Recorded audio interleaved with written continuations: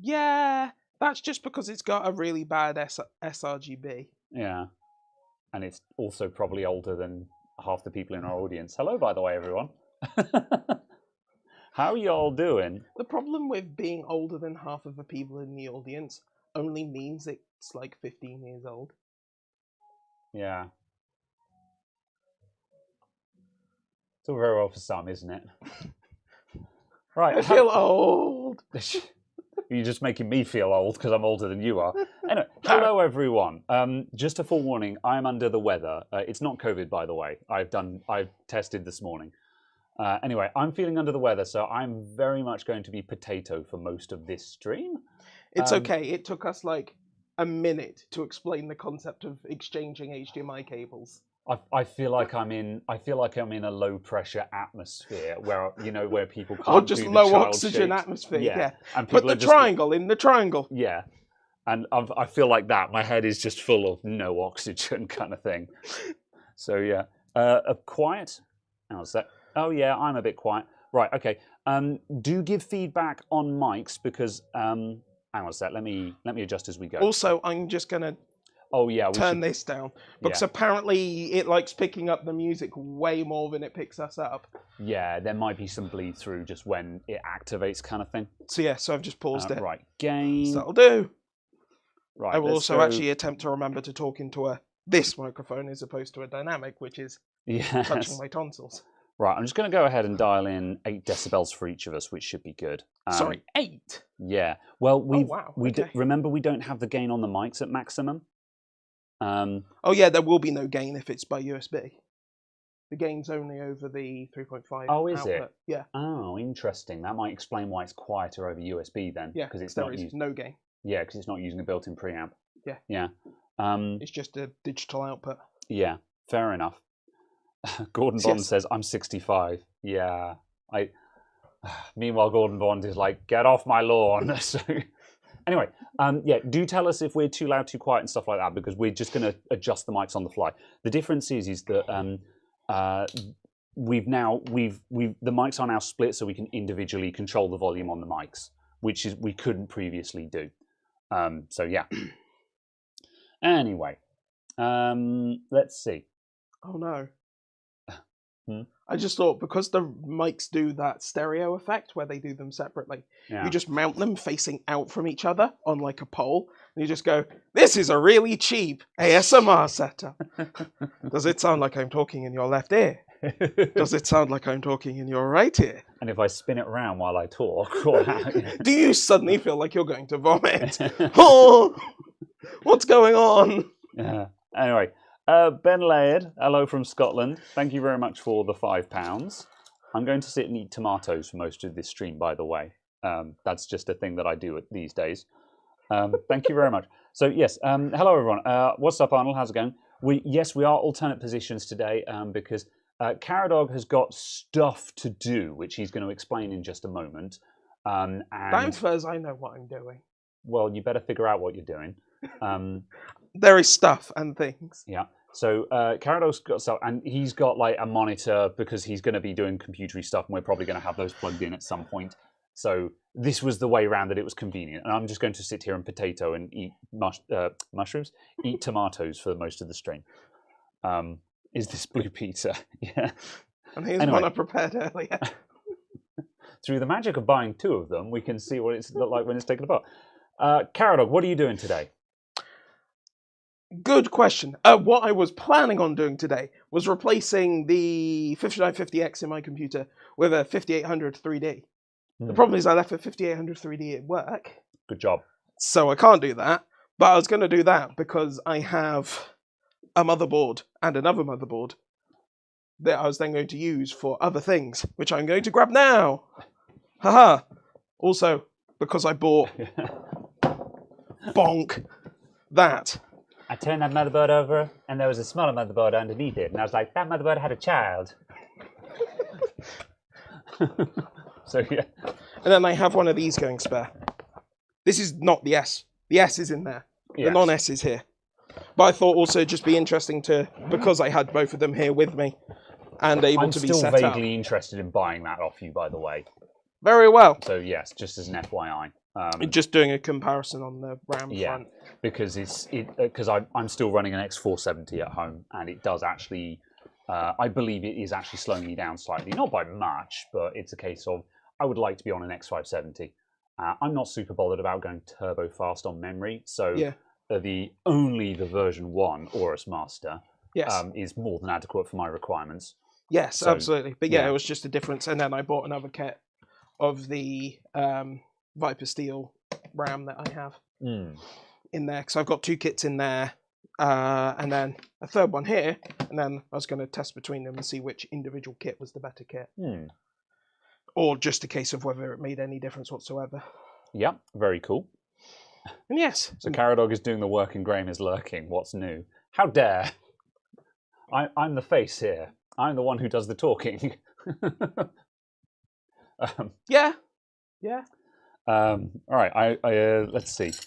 Cool. There's also new mounting equipment for the liquid freezer. Oh, it's an LGA 1700 upgrade kit. It came in the box. Very nice. It's a good thing we've got AMD then, isn't it?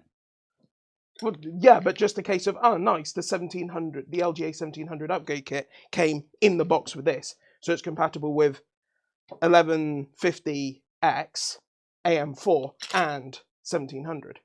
What is LGA 1700, just to clarify? Alder Lake. 12 gen. Yes. I thought, fair enough, yeah. So it's a case of just in the box it comes, and that's actually a thing now. Yeah. So the stock has already cycled to including these. Yes, that's fair, because, Alder Lake is still relatively new, and sometimes stock can be sitting in a warehouse for months. Certainly for an obnoxious 420mm AIS. Because I imagine they sell like 2 of these a month. Yeah. I can't get over how big this thing actually is. So yes, fair enough. See, that's it. I've seen triple 360mm RADs.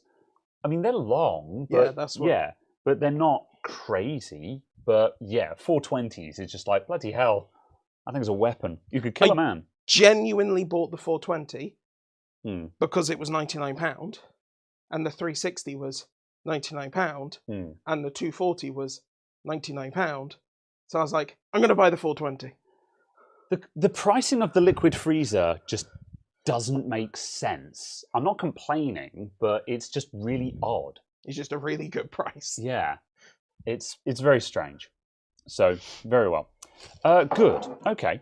So and actually, Marcus just said I bought a 280 AIO, which does not fit in case. Yeah, certainly. When you get onto 140mm fan class radiators, that's when space does come a consideration. Pretty much any case will hold a 240mm somewhere. You know, it might be selective as to whether it goes top or front, but it'll have it somewhere.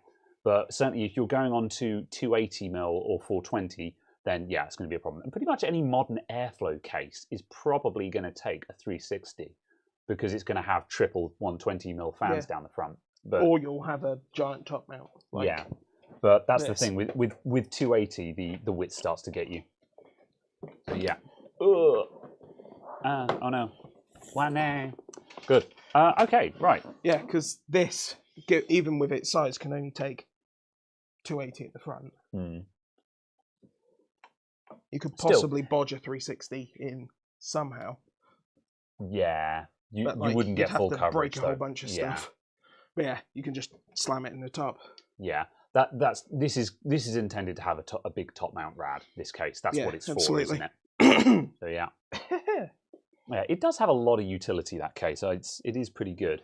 Yeah, I enjoy just the fact of just being like, I want all the hard drives. Yeah. Not that I'm using more than one of them. Yeah, but I just enjoy the fact that that's a thing and it's not in the way. Yeah, because it's not even obnoxiously huge, that case, either. It is very space efficient. It's heavy. Yeah, but any large case will be, just because the sheer size of the thing starts catching up with you at that point. So, Right, what's up, Pianov? How you doing? Let's see. What is the official chat in Discord during the show? Tech Talk. I don't know. I feel like, do we want a room for Not particularly. Yeah, because the official there's a YouTube chat. Yeah, the official chat is the YouTube chat. To be honest, so yeah. Part of me is I have considered making an extra one for the subscriber, for the patron and subscriber crew, just so they have a dedicated chat that I'm always laser focused on, kind of thing, just so I don't miss anything in it. I mean, you could make a thread in there. Yeah, and then it will expire after 24 hours. That's a very good idea. Yeah, not something we're going to do right this second because we haven't really prepped for it, but that's definitely something to think about. Yeah, I like it. Where is your least clean cloth? There's a pink one around somewhere. Okay. Yeah, the pink one is pretty dirty at the moment. So I just want to see if I can remove the paint. I was going to say, is that white spray paint? Yes. Well, it's white wall paint that was then sprayed. I see. Yes. And has thus ended on the computer. Very well. Good. Right, let's see. I'm making you want tomatoes. Yeah, these are baby plum tomatoes to be precise, and I've got a thing for baby plum tomatoes. These pots, it's like £1 in Tesco, and this is a healthy snack. So I just eat a crap ton of baby plum tomatoes these days because I can pretend I'm being healthy. It's great. Right, let's see. Night Fusion says, hope you know the motherboard is E80X. Yeah, that'll be fine. Loads of room in that. It's not going in the case. Yeah. Although, it's not going in this case. You're not putting it in here anyway. Yeah. No. No. However, yes, I am aware. Yeah. Just. Okay, let's see.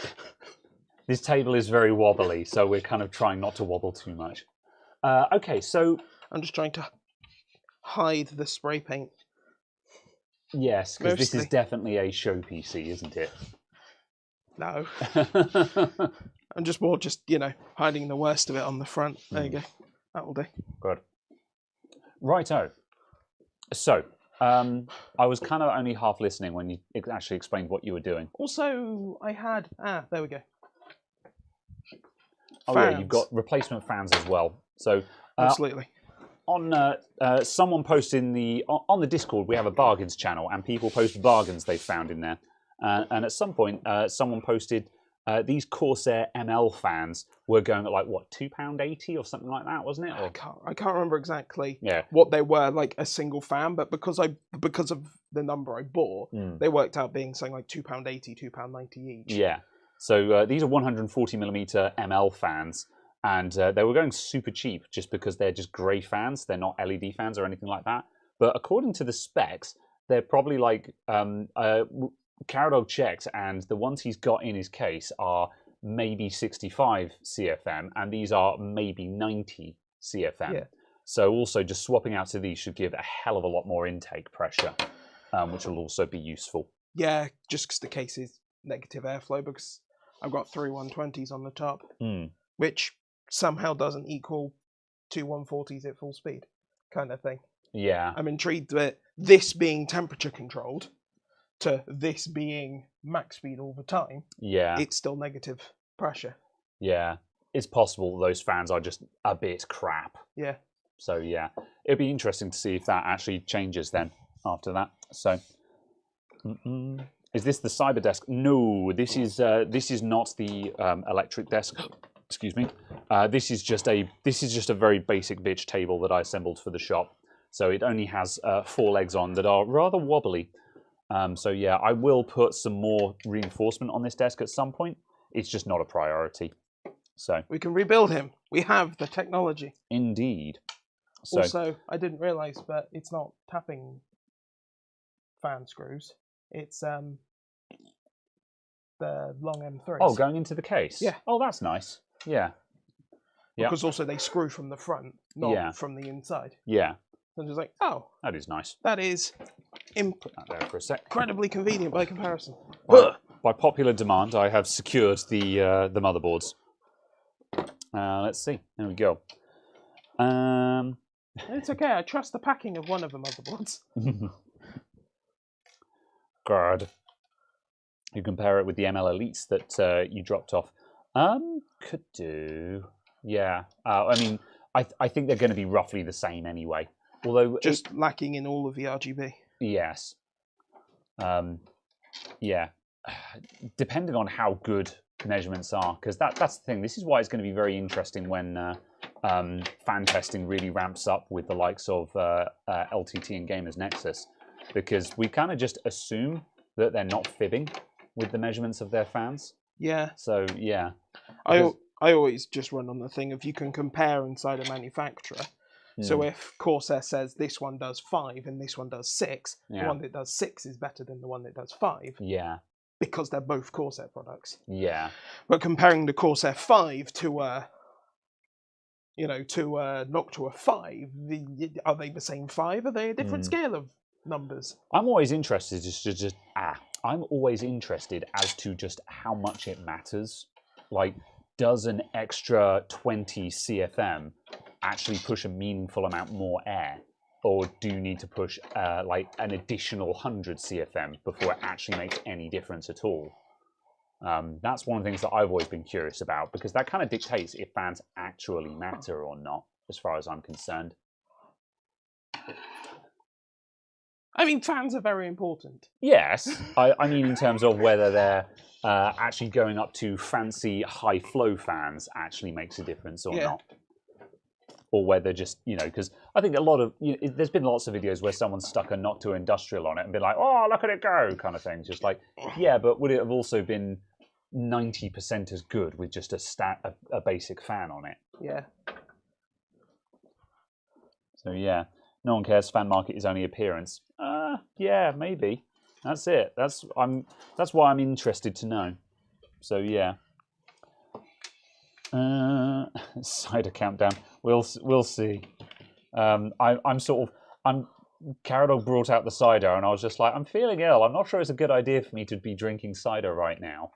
But at the same time, I'm just like, oh, well, why not? I mean, alcohol is a disinfectant. I'm fairly certain that's not how this works. If it isn't, you haven't been drinking enough.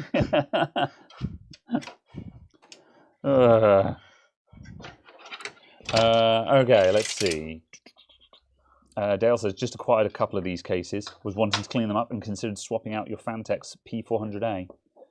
Yeah, if you've got a P4... I would stick with the P400A.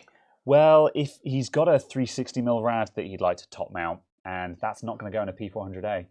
That's the thing. I really like the P400A, but it's based on a really old design, and it just doesn't like AIOs. That's quite short. It is, actually, yeah. I've got some extensions, so if it's not long enough, we can stick an extension on it. Well, I'll rephrase that. I've got fan splitters, which are also extensions. So if those are legitimately not long enough, then we can solve that.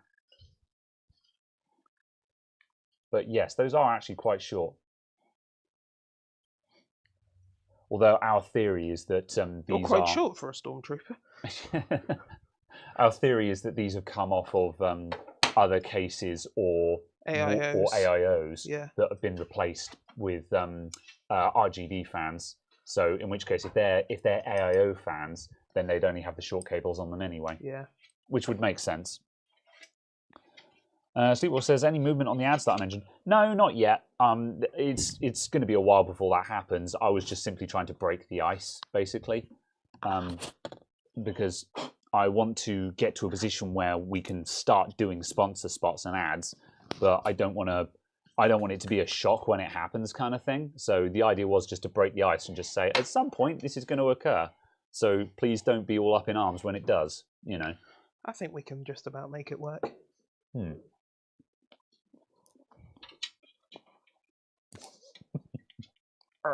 Come here. Mr. Guru says, how do you know that the P400A doesn't like AIOs? Did you ask it? Yes, I did. When last time I built in a P400A, I wanted to top mount the rad, and you couldn't because the top mounting rails on the P400A are centralized in the case, whereas they should be offset a bit toward the outside, because it means if your motherboard has VRM heat sinks, which all of them do these days, but they didn't used to. Well, I mean, they do, unless they're made by ASRock. Yes. But either way, if your motherboard has VRM heatsinks, then you can't top mount a RAD in a P400A, which is just annoyingly short-sighted. But again, the case was designed, gosh, a long while back. Although I can't help but feel that it would be very, very easy for them to change it, but who knows? Maybe that requires getting it recertified and stuff. It's too short. Okay. Do you want a splitter? Please may I have the splitter? I will acquire a splitter. The indefinite article a splitter rather than the splitter. And I would like an splitter. Okay. Is that long enough to be useful? Yes. Excellent. Specifically for splitting ands. Yeah. I need to read the numbers again. Caradog is right. That's why you're already sanitized with alcohol. 425. Why? Again, my complaint about numbering. 425. Oh yeah, I have a lot of beef with how fan headers are labelled and positioned on motherboards. Imagine being able to count. I quite like the emerging meta of just putting all the fan headers down at the bottom of the board. As long as there's 2 or 3 at the top. Yeah, have 2 or 3 at the top. 2 or 3 at the top, and like, then all of the rest down there. Yeah, the rest of them down the bottom. I guess. Because if you're running a lot of fans, you're probably willing to get splitters and/or extensions and so on. You know, so yeah. I would rather have them all in one place because it's more annoying to have your fans going here, there, and everywhere across the motherboard. Because it's very difficult to make that look tidy. And also it's very difficult to have the correct fan in the correct label header. And it's very annoying when your fan labels make no sense at all. I'm also looking at this and kind of going, where did they expect the cables to run if you were using the 2.5 bay mounts? Yeah, between them, I guess. And I think up like that. Yeah. Cider sponsorship needed. I'd go with that, to be honest. That's what I said. Yeah, yeah. And this week's sponsor is Henry Weston's. Yeah, Henry Weston's or Stowford. Yeah. Can you advertise alcohol on YouTube? I'm not advertising alcohol, I'm advertising a lifestyle. I don't think you're allowed to advertise those kinds of lifestyles either. So I'll have you know, I'm advertising the lifestyle of a successful businessman. And Henry Weston's being successful in business. Yeah. Know a thing or two about the lifestyle of. Yeah. Jay's 2 cents-esque iFixit ads. I'd do a sponsorship with iFixit. I think they're very relevant. Yeah, where again, any tools that I use and stuff like that would be rad, but I doubt I would be able to get a partnership with any of these companies. I don't think I'm... Well, I don't know, I'm probably big enough for iFixit. I need to try them again sometime. I did apply a long while back, but that was before the channel blew up, so when we were at like 10,000 subscribers. Before I had anyone watching my videos. Yeah, before I had an audience, yeah. Therefore, my opinion did not matter. Yeah. Although, in all fairness, for all the folks who've been here since the early days, massive thanks for sticking around, kind of thing. Oh, I've just realised an issue with the airflow as well. What? There's a hard drive bay right here, That's and the not fan helpful, right no. there. Yeah. Yeah. Oh, that blocks most of that fan as well, actually. Yeah. Oh, yeah, because I'm mounted in a different hole. Because you can also go up to the top of this, because that's obviously effectively the... Yeah. Understandable. I have the wrong hole. I hate it when that happens. Yeah, Sleepwalk also said, from what I can see, you got positive feedback in the comments about the ads. Yeah, I was very happy with the feedback I got about that. There were a couple of people who were like sort of, oh, you know, there were a couple of people who were like, that's made up my mind about whether I was going to sponsor or not. You know, sorry, whether I was going to subscribe or not. And there were a couple of people who were just like, oh, another one kind of thing. However, the overwhelming majority were just like, yeah, put those ads in, my dude. Do what you got to do. So, yeah, all in all, it was a very good feedback. Lots of people who were also on board with the idea of sort of quote-unquote tasteful ads, which is, you know, like the idea of doing like instead of cutting away to advert, actually doing, the read as I go, which I think is a really good idea, because I think that's a lot less intrusive that I just I do the ad read literally while I'm taking the thing apart, which I'm quite on board with as well. So, what else? I saw another thing that I was going to answer as well.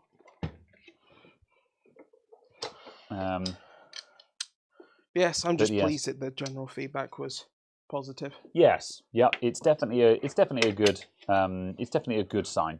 So, anyone got ideas on getting new keycaps for a Logitech G513? It's not a membrane keyboard. Possibly, but membrane keyboards will still have cherry style keycaps, I would assume. Oh no, they wouldn't, would they? No. Apparently, Yates says apparently you got SteelSeries ones, and they're all okay apart from caps lock and spacebar, which are too long. Oh, interesting. Yeah. I'm not sure there, if I'm honest.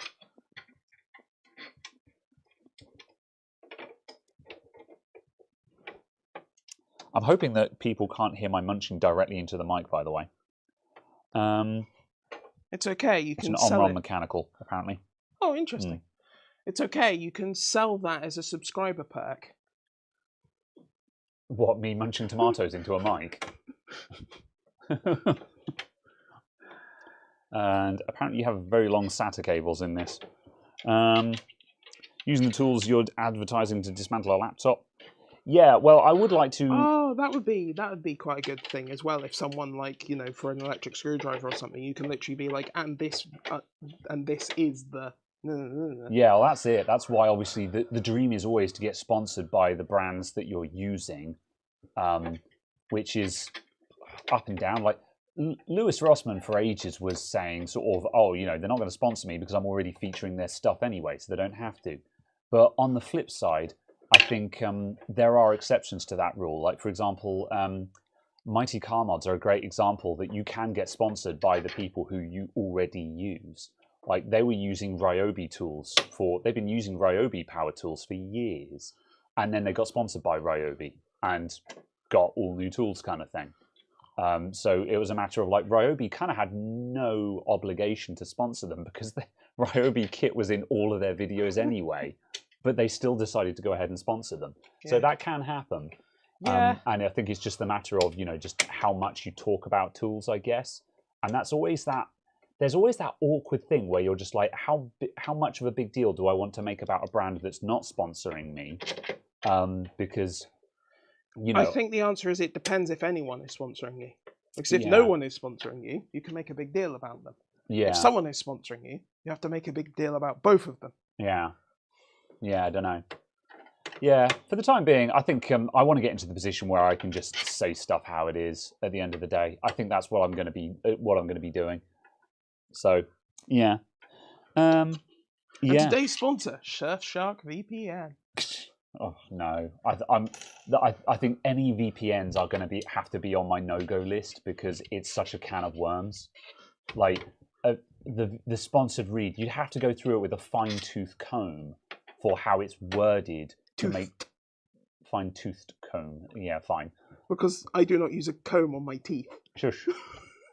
Do you? I'd have to go through it with a fine brush to ensure that the wording is not misleading in any way.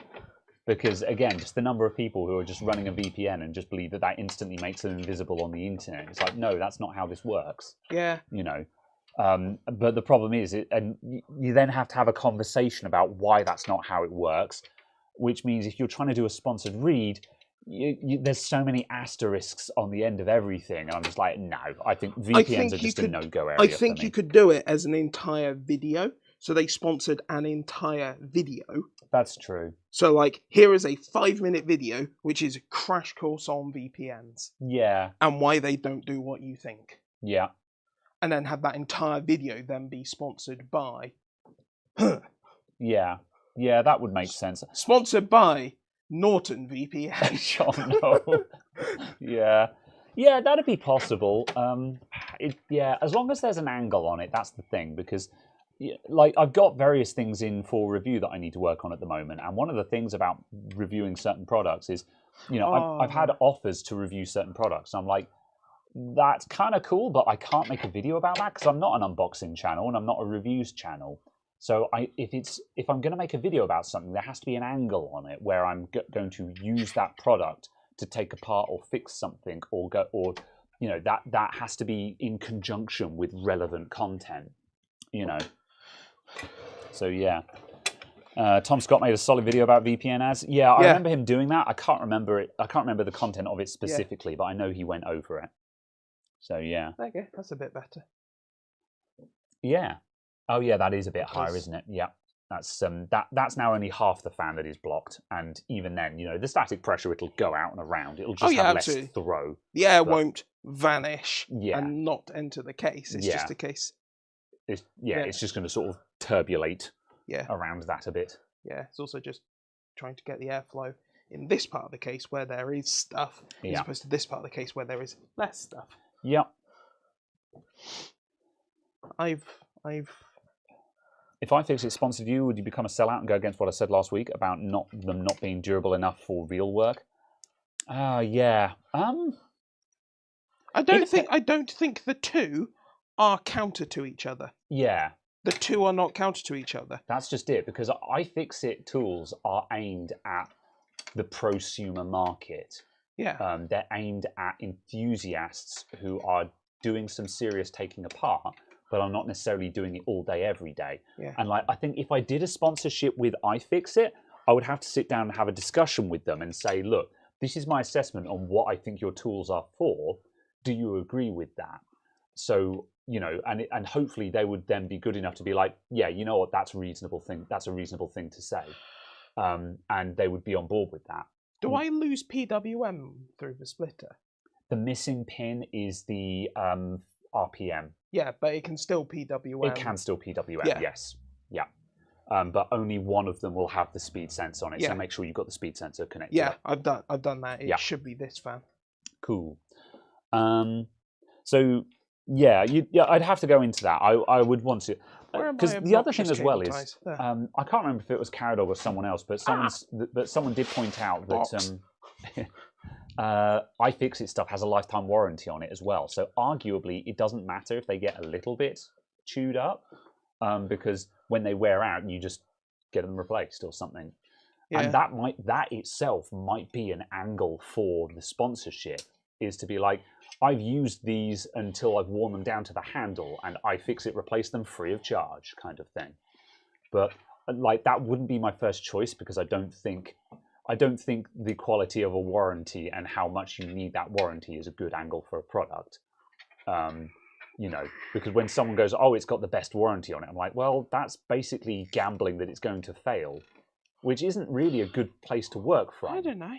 But yeah. I mean, I don't know. I guess I look at it from a different point of view because of obviously my day job.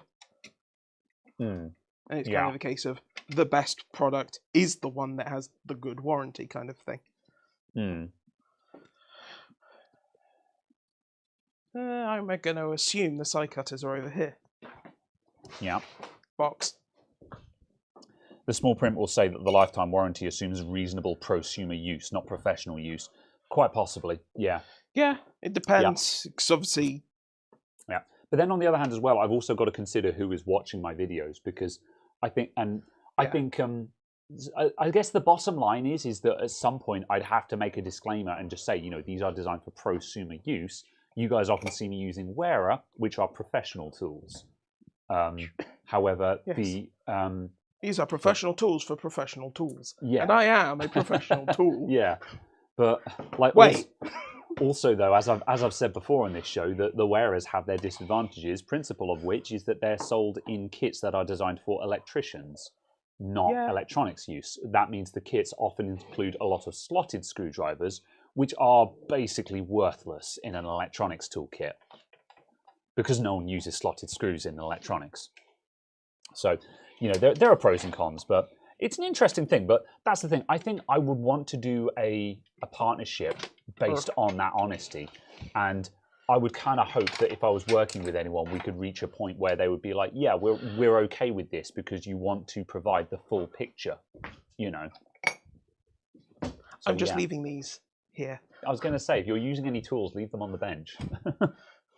So, am I still using the standing desk? I absolutely am. I'm loving the standing desk. It's not this one that we're sat at the moment. The standing desk is over on the other side of the room where my actual workbench is. But yeah, I've been using it. I'm thoroughly enjoying it. I think I've made up my mind that it's definitely staying, kind of thing. You know, I need to get a nice top for it now because I've used it enough to conclude that it's worth paying for a nice top. Yeah, I'm getting on with it very well. Having the convenience of it, well, like literally, the fact that it goes up and down is incredibly handy because sometimes I sit down at my desk and I can lower it down to about 95 centimeters, and that's perfect. And there are times where I'm just like, I want to stand up for a bit, and I push the button and it goes up, and now it's at like 100 or 105, and it's great. So yeah, thoroughly impressed with it so far. I'm very much enjoying it. Obviously, like, you have to have it for like a year or more to check reliability and stuff like that, but I think that's going beyond the scope of what you can reasonably do for a standard review. But that's kind of an interesting thing when it comes to tool reviews, because like for screwdrivers and stuff like that, I wouldn't review a screwdriver set unless I'd owned it for a minimum of 6 months, because that's how long it takes for wear and tear to start showing. Please, may you remove. Okay, I was like, you're slowly pushing this further and further toward me. What are you trying to communicate? Please, can you get the EPS out? I've got to use my small girly fingers. Oh bloody hell! Your delicate and precise digits. Caradog, what have you done? I don't know. I mean, it works. That's the main thing. Yeah.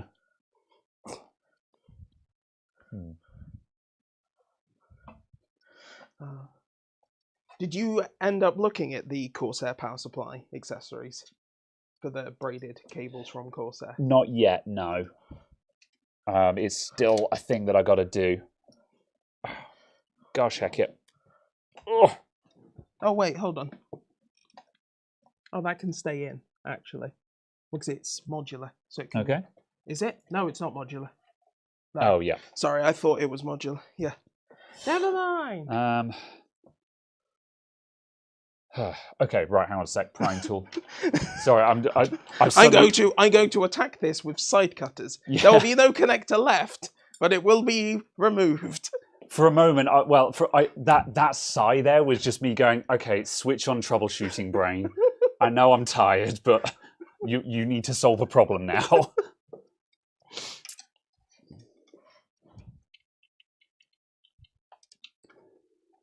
There's lots of people who make videos like, you know, Lewis Rossman and stuff, who often talk about how you do the easy stuff first because then you don't need to use your brain. And this is what we mean, is a lot of the time, stuff that you can do in your sleep kind of thing is not strenuous, whereas actually thinking and problem solving is a lot more draining. So like a lot of the time, we're doing stuff that doesn't require thinking because it's conserving energy, literally. Yeah. Because if you do that all day, you will be knackered by the end of the day. Oh my word, come on, please. Okay, hang on a sec. I've got a plan.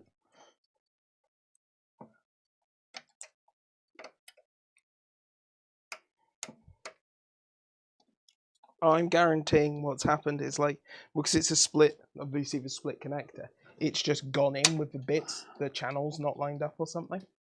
I don't think so. I think it's just stiff and there's no room to move there. So everything has to be immaculately aligned before it'll come out. There we go. I got it. Magic. All right, it's out. Fabulous. All right. Let's see. A flat screwdriver is a spudger. Yeah. Let's see. Yeah, a lot of people's complaints with ads in vids is if the video is like 10 minutes long and you got 2 minutes of ads, that's annoying. But yeah, I would definitely be aiming for just like 60-second reads for quite a while, because I think those are relatively innocuous. And so, yeah, that'd either be a 60-second read within the first couple of minutes of the video, or it would be this video is sponsored by so-and-so near the start of the video, and then the actual read at the end of the video.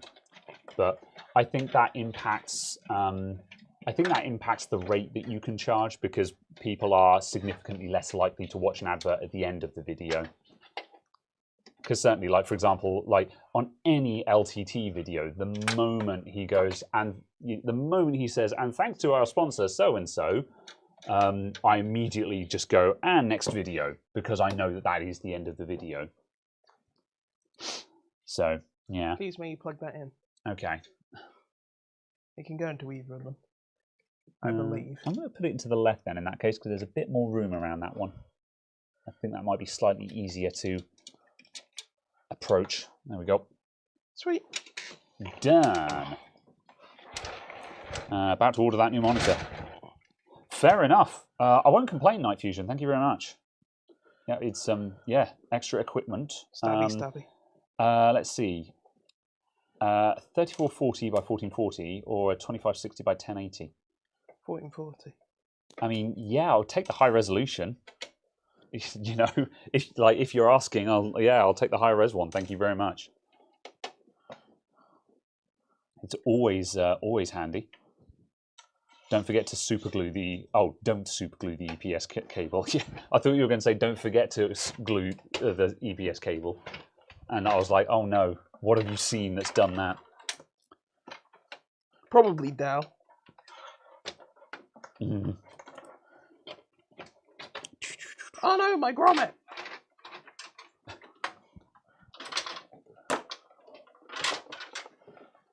Be gone! 60 seconds is too long, 15 to 30 seconds max. 60 seconds is the standard, unfortunately. Yeah, you don't get to choose. But like, I think a lot of people these days are just accustomed to just tapping the right arrow key a couple of times when an advert comes up. And a lot of people have also mentioned about how their favorite integrations often include videos where there's chapter markers or a progress bar for the advert, so people can see how far to skip. And I would probably have something like that going on.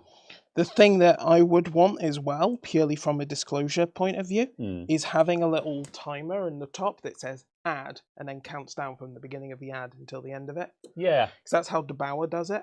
That's a good idea, yeah. I like that because it very clearly goes, this is an advert. Content, advert, content. Yeah. And very clearly delineates that. Yeah, that makes sense to me. Yeah.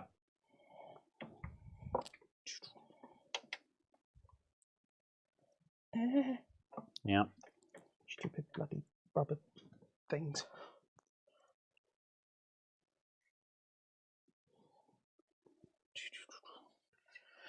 There was an iBuyPower pre-built reviewed a few years ago where they'd hot glued the USB 3 cable. Yeah, a lot of system integrators. I don't think that's that egregious, though. Certainly not hot glue. Hot glue is not, no, because hot glue is easily removable, and that's good to stop stuff from popping out in shipping. Yeah, especially if it's on where the little cutout is, where the little like keying part goes out. If you hot glue across that, I think that's just enough, just to stop it wiggling slightly. Yeah. I'm not super offended by hot glue. Like, it's not my preference. I'd rather people didn't. But on the other hand, though, I'd imagine that any system integrator will tell you horror stories about what happens to PCs in shipping. Yeah, certainly enough so that I like when people want to bring their computers in here, I'm just like, no, you need to drive down here. I will not take it in shipping. What's happened? Why are you grizzling? I just realised that this is the old HX850i, so it's all Type 3 cables. And the HX 1000 I have, that I was going to swap this for, is Type 4. So I can't just run all the cables, then go and slot the other one in the bottom. Yeah. And I was just like, oh. Yeah. But it's not a huge amount of power cables. No, absolutely. But I'm just like, oh, that's a pain. Especially because, you've got one hard drive in there, yeah. Yeah. I'm just like, I am sighing dramatically purely because it is a pain. Yep, fair enough. Not because it is an actual problem. Ordered 4 weeks delivery time. Oh no. Well, thank you very much, Night Fusion. It's much appreciated. Delivered at some point before Christmas. Yeah. Would I ever do a pre-built PC ad, like from Origin PC or something? Potentially, if they've got reasonably good reviews, because at the end of the day, while I do build custom PCs, you know, like at the end of the day, I'm only building custom PCs for people who are in range of the shop. So it's kind of a matter of, you know, like if you're not in the south of England, then you can't buy a custom PC from me. And most of my audience, you know, like the high percentage of my audience is in America, which is why a lot of the sponsor spots will probably be for American products, because that's where the audience is.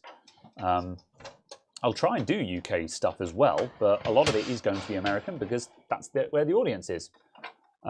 So yeah, if the system integrator wanted to do a sponsor spot, I would probably offer that. Again, I'd want to have a look just to see if they're any good, but I think that's reasonable. So yeah. Bambino with the 10 CHFs. Thank you very much. Don't you know your Swiss francs? No. I take it CHF is Swiss francs. Yes. Very well. Thank you very much for the 10 Swiss francs. Is that a 350D, this case? No, it's the 450D. It's the 450D, yeah. It says 350D, you've got a couple of those in the basement. It is the bigger one. Yeah. This is the big brother of the 350D then. What you call that? There you go. Good, good.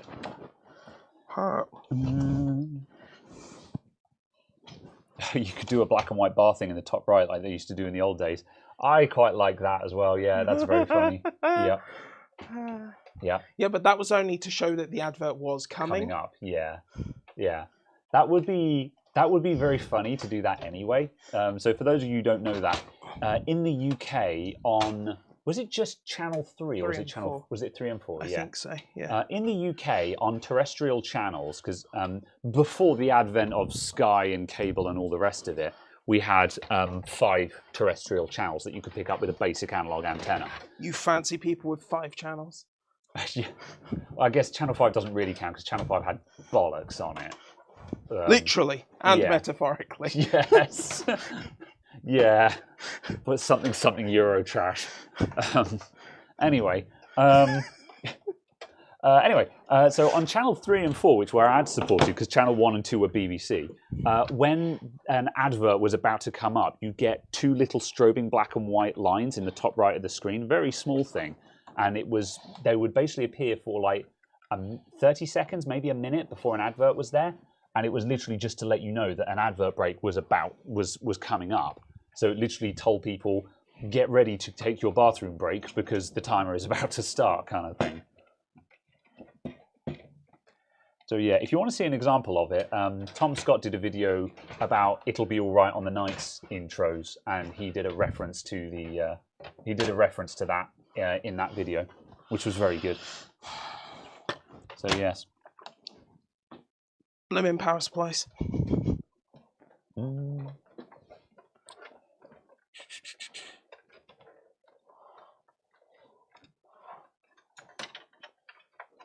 Oh, Eurotrash was on Channel 4. Fair enough. I just assumed that they moved to 5. Who knows all about Eurotrash? So I feel that says something. I'm too young for Eurotrash. Eurotrash was still on when I was... I wouldn't know. I never watched it. Yeah. I don't know. It was... Eurotrash was... So I nearly dropped my tomato. Yeah, Eurotrash was a music TV program, kind of like Top of the Pops, but for really obscure European electronic artists. Often included a lot of scantily clad women, if my memory serves me. I'm looking at you for I wouldn't know. I was far too young. Fair enough. All I remember, genuinely, no. I think I saw it one time. My friend showed it to me at some point, and all I remember was a naked man riding on a bicycle. Yes, that was the kind of thing that was on there. Very well. Let's see. So it was probably French. Michel. Oh, that reminds me of a wonderfully terrible joke. Mm. About a man running down the street with a naked woman on his back. Someone stops him and says, "What are you doing?" He says, "Oh, I'm going to a fancy dress party." "Oh, what are you going as?" "I'm going as a turtle. This is Michelle." Fair enough. Understandable. Have a nice day. Oh, well. Right, let's see. So, let's talk about some tech, I would imagine, because we need to change the topic. So what are your thoughts on the 5800X 3D then, because you bought one? It certainly seems to be... Is it actually quicker than the 5900X and the 5950? Yes. Yeah, fair enough. For the video games. Yeah, for video games. Yeah, definitely for video games. Yeah, or rather specifically in video games. Yes, for the video games, it is faster. Mm. Yeah, understandable. Therefore, I bought it because that's what I do. Yeah. With this computer, I play the video games. Yeah. All right. Fair enough then. Oh, I dislike the 8-pin connector.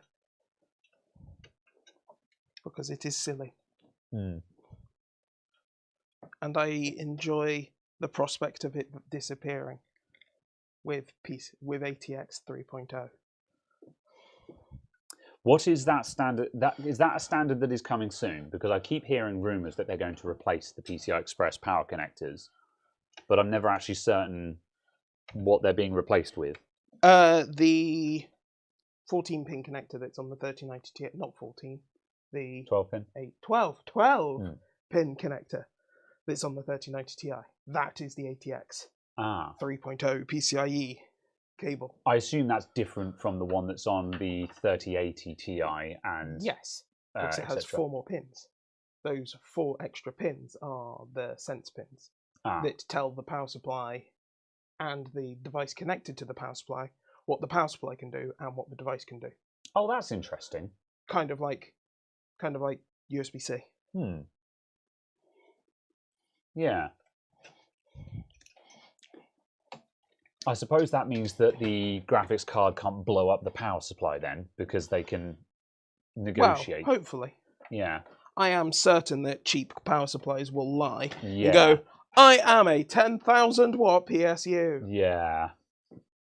But I'm just also hoping that the spec will mean that, the cables can't be made with 72 gauge wire.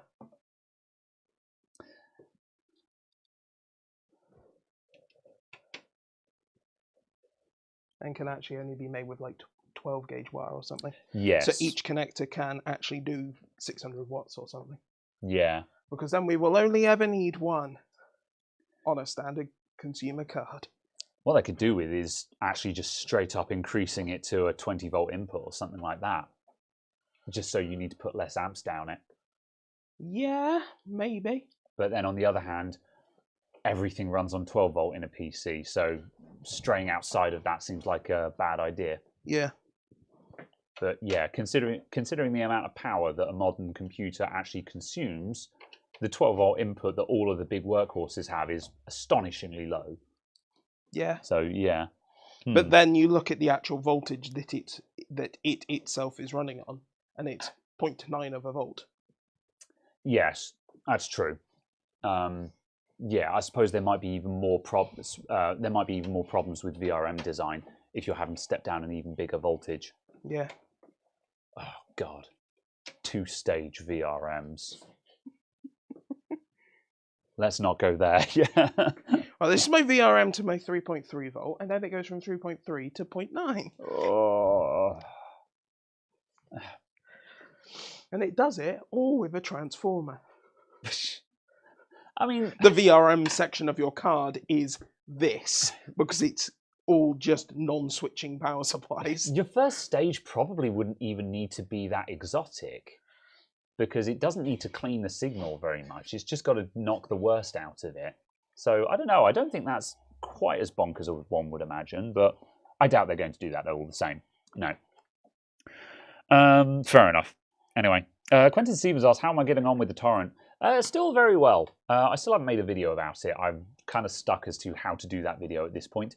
There's two things I've got in mind about that. Is either to do a sort of review video where I just put it on the desk and talk about it and just get it done, or failing that, I'm still very tempted to. I still think I'm probably going to buy Caradog's Aorus Master, and in which case I'd need to do a motherboard swap. So I would probably just strip it down and then do a build video. Boing. So yeah, that's probably how I might approach that at this point. So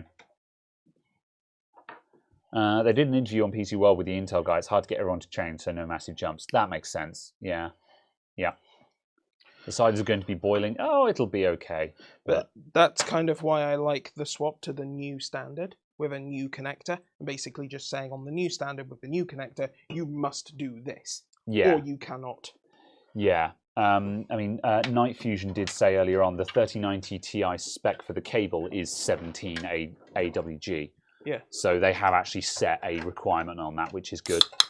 There seems to be, I think a lot of this stuff is actually going into the spec now, because I think a lot of it just previously hadn't been specified because they kind of just assumed that people would do a sensible thing. And it's just like, no, this is the problem with capitalism, is no one will do anything unless they are forced to. So it's coming after the 100,000 subscriber special. Sigh, how very dare. You be so divisive, yet so accurate. Yes. We actually need to get that done soon. I mean, I had the gimbal and everything. You did. For the test run. We did the test run. The Yes. run has been tested. Yes. The testing has occurred. I'm now deferring it until after I've moved the racks that are behind the camera.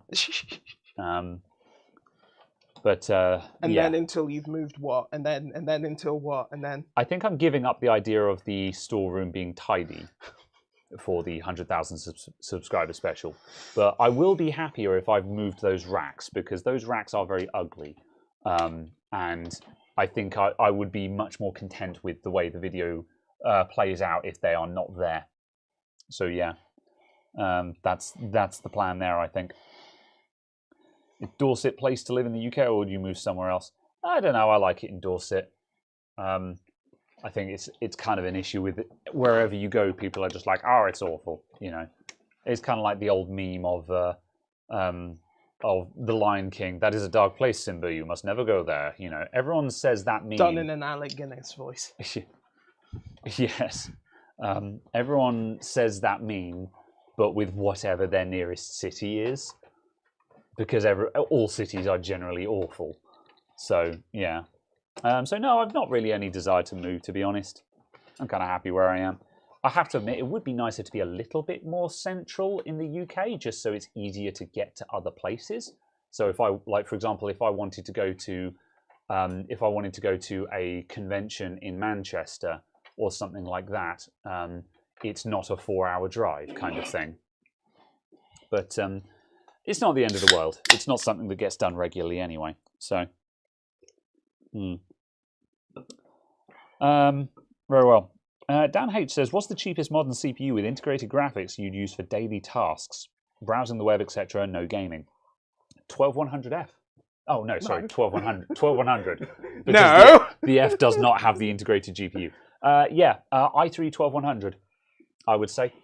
Because the X is £110 or something. It's heckin' cheap, and it's a ripper. Non-F, yeah, like 120. Yeah, about 130. Yeah, something in that order. Yeah. That is a little bit mad. Yeah. I mean, didn't AMD just release like a 5500 or something like that that's supposed to compete with that? But I think it's like 150 or something, isn't it? But it's also not got an iGPU. Oh, doesn't it? Oh, yeah, yeah. Yeah. Well, I was about to say I don't understand the purpose of that, but then on the flip side, the existence of the F SKUs also proves that there is a market for that. Yeah. So yeah. Yeah. So yeah. i3 12100, I would say, is the answer to that one. So.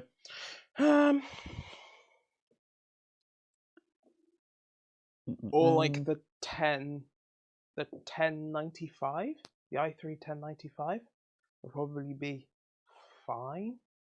Yeah, probably. I'm kind of on board. Alder Lake has just got such good IPC that I'm kind of trying to... It's like 30% faster. Yeah. But it's just a case of, if you're going as cheap as possible, it saves another like £15. Yeah, fair enough. Does the i3 support VT? Is that virtualization? I would imagine so. I can't imagine that it doesn't. Let me quickly check. i3 12100 ARC.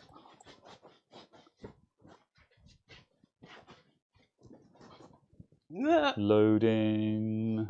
Towels. Let's see. The virtualization technology. Yes, it does. Yep, confirmed. The i3 does support VT. So, yeah. I would have been very surprised if it didn't. I think you've got to drop down to like the Pentium or the Celeron before you start losing features like that. Yes. Where is the power? There is power here. Look at you. Ugh. Power and Hoodney. We were ready. We were prepared. Fabulous. Where's my SSD? The test one. There. Yeah, it's there. Cool. All right, let's see. Night Fusion says, after owning a 3090 Ti, you're not looking forward to the 4090 because the 3090 Ti pulled 610 according to watts, according to GPU-Z. That's why you got rid of it. Yeah, this is legit. I've got mixed feelings about this because I am legitimately concerned about just the ridiculous power consumption of the top of the stack at the moment. But like when I mentioned this to Caradog, I think it was last week I last mentioned it to you. Caradog's response was, "Well, it's a Halo product. You know, if you're power conscious, then don't buy the Halo product. Don't buy the 3090 or 3090 Ti. Yeah. Buy the 3080 or the 3070 or the 3070 Ti. Because like the 3080, I've got a 3080 Ti, and that guy, according to Hardware Monitor, that's pulling about 300 watts under load. So yeah, that's significantly less than 3090s for certainly at least comparable performance.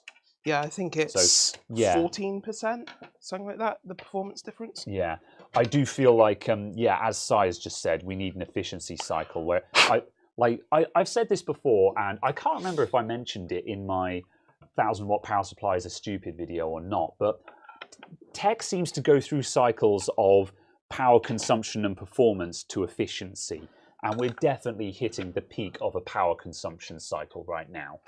And I think that, probably not in the next generation, probably not the 4000 series, but hypothetically, the 5000 series will probably start seeing similar performance or incremental performance, but noticeably lower power consumption. Because also we're reaching a critical mass where it's just the whisper on the wire is no. Oh, really? Because the problem is we're reaching a critical mass where we're talking about a top end PC with if you've got an i9 and a 3090 Ti, you've got a top end PC that is burning literally a kilowatt. Yeah. And that's literally a space heater. We all make jokes about space heaters, but that's literally a space heater. And at that point, I mean, I know you sort of said Halo products, etc., etc., but I think there comes a point where you have to say that's not reasonable. But on the flip side, of course, I guess it depends on the percentage of people that are running it. You know, drag cars do X many gallons to the mile, but there's only a couple of them going down a drag strip a year. You know. Yeah. So, yeah, I don't know. I do agree that I think the Halo end of the product stack is a great place to be because. But at the same time, it shouldn't be. No, that's literally the point of it. Yeah, that's just it. I think the sensible person. It's kind of the same as saying, "Oh well, liquid nitrogen overclocking isn't practical." No. Yeah. That's agreeable. Yeah. Like Kepler to Maxwell all over again. Yeah, exactly that, Barney Magician. Yeah, Kepler to Maxwell. Maxwell was a good time for NVIDIA. Maxwell is 900 series, isn't it? Yes. Yes. Yeah, the NVIDIA 900 series was absolutely cracking because it was a modest performance increase, and it was using like half the power of the previous generation cards. It was fantastic. There you are. But yeah, it depends. Technically, this forces power supply companies to actually make good PSUs and not piles of rat-a-tat. This is true. It does force people to actually make good equipment because that's what it takes. So yeah, that's fair. And yeah, also to a certain extent, we are getting improvements in efficiency just because obviously the middle of the product stack is the equivalent to the previous high end, and the middle is running at a lower TDP. You know. Yeah, like, apparently the 7660 XT, the 6600 XT replacement. Yeah. 7600 XT. Yes, there we go. 7600. It's going to be faster than the 6900 XT in rastering. Bloody hell. That's a big jump. Like that's a 2 jump, isn't it? Or 3. Is there a 6800? There's a 6600 XT, 6700, 6800 XT, 6900. Yeah, that's a massive leap. Yeah. That is the quote-unquote word on the wire. Bloody hell. That's cray-cray, if that's going to be the case. That's actually crazy. Yeah, that's the current word on the wire. But that's the thing. That'll be great because it means you can run middle of the product stack graphics cards and be getting, and you know, like the vast majority of people are still rocking 1080p anyway. And I was going to say, yeah, the vast majority of people are still running Intel integrated graphics. Yeah, well, yeah, statistics aside, looking at the actual target market kind of thing. But, just I had a chap that came in the other day and he said, "Oh, I'm thinking of buying a new graphics card." And you know, I talked to him and I said, "Oh, what have you got already, and what monitor have you got?" And he said, "I've got a 2070 Super, and I'm running a 1080p monitor at high refresh." And I was like, "Honestly, I'd stick with what you've got, because you know." We're reaching the end of a product cycle. Yeah. So, you know, if you're looking for a smart investment, you know, you don't want to change stuff very often and you're looking for a smart investment. What are you looking for? The thing is the lanyard. Yeah. There. Then you kind of want to stick around for the next generation now. And by the sounds of things, I'll be surprised if there's anything you can't run at ultra graphics anyway. Yeah, at from 1080p. The sound of it. You know. Oh, I do have a power button. So, yeah, that was a thing. I shall engage the preview.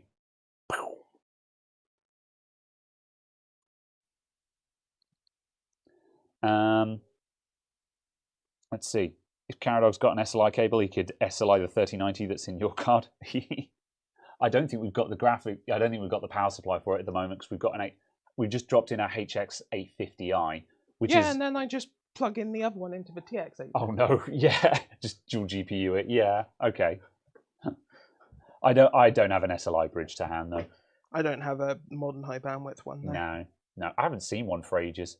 For a long time, they always used to include one in the box. That's a pallet GP as well, isn't it? Can't remember. It certainly looked like it from the side. However, this is not what I wanted. Why is this it is.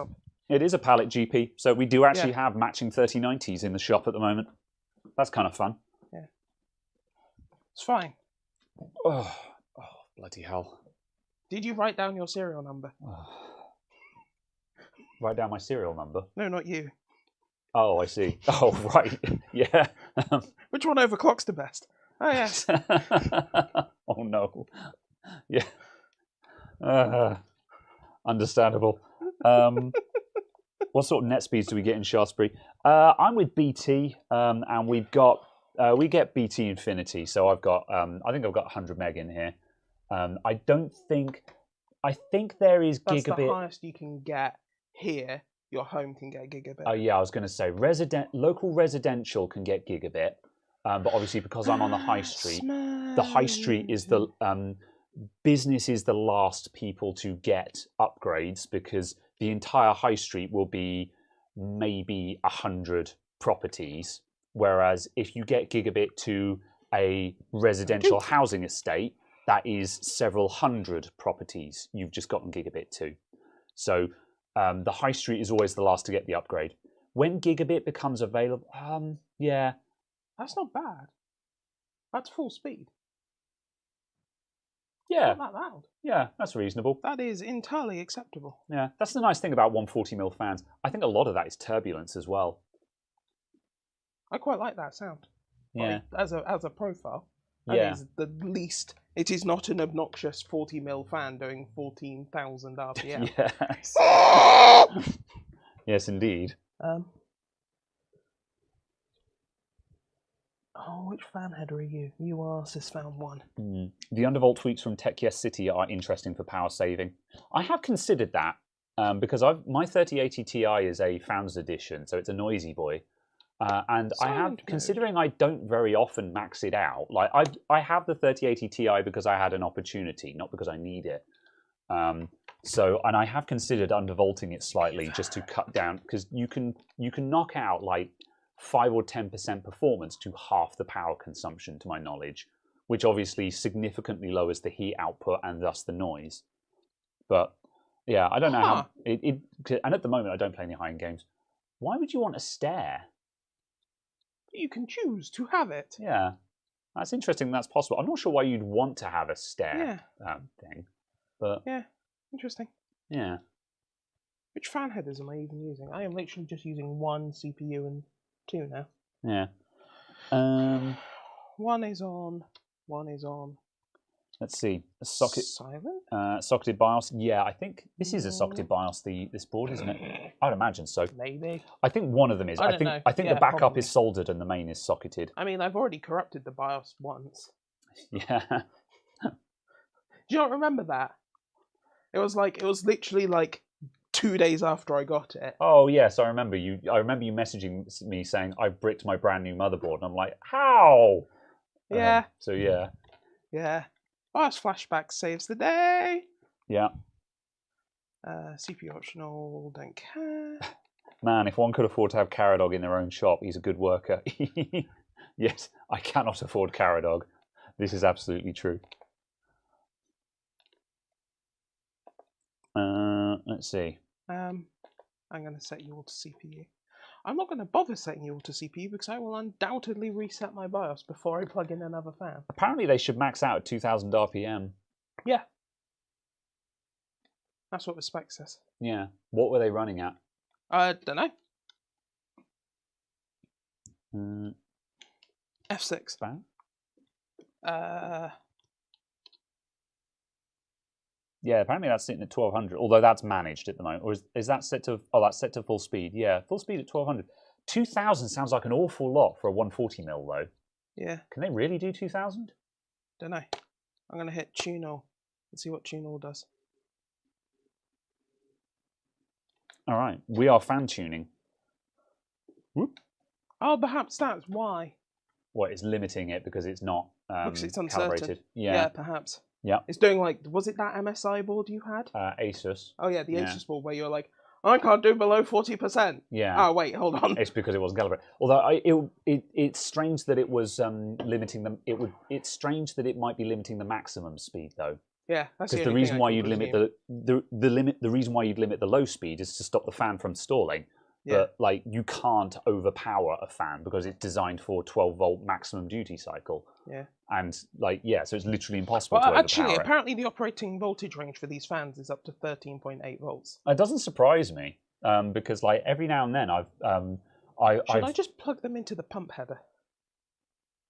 I mean, you could do. I'm just going to plug it into I don't think that's going to make a difference. No. But yeah. Is it finished tuning? Apparently. Yeah, that's a bit less obvious as to what it's doing. The Asus ones give you a nice progress bar, but Right, the silent mode is 370-ish? Yeah, that's pretty quiet. 370. Yeah, that makes sense. The normal at 30C is 510-ish. And then full speed is 1100-ish. Interesting. Okay. I'm going to reset that to normal. And I'm going to go fan 5. Fan 5 is automatically set to full speed. Interesting. So if I do... Whoop. Apparently the fan tuning can use the little microphone that you can plug in. Oh, interesting. Yeah. There is I'm not sure no how, more speed. Yeah, I'm not sure how useful that is, because the idea is it's supposed to tune it for actual noise output from the computer, but yeah. I don't think that's realistically possible. Why? I've tuned the CPU. I've done the tune thing, and it set the CPU fans to 100%. I mean, to be honest, this is hella quiet. That's not bad for 100%. Yeah. 140mm fans go. Yeah. Because, like, I mean, it's not quiet by any stretch of the imagination, but considering that is 100%, you know. I would call this quiet for 100%. Yeah. Absolutely. Yeah. I mean, I think it's mainly graphics card fans are the super noisy ones. Those are the ones that you actually hear.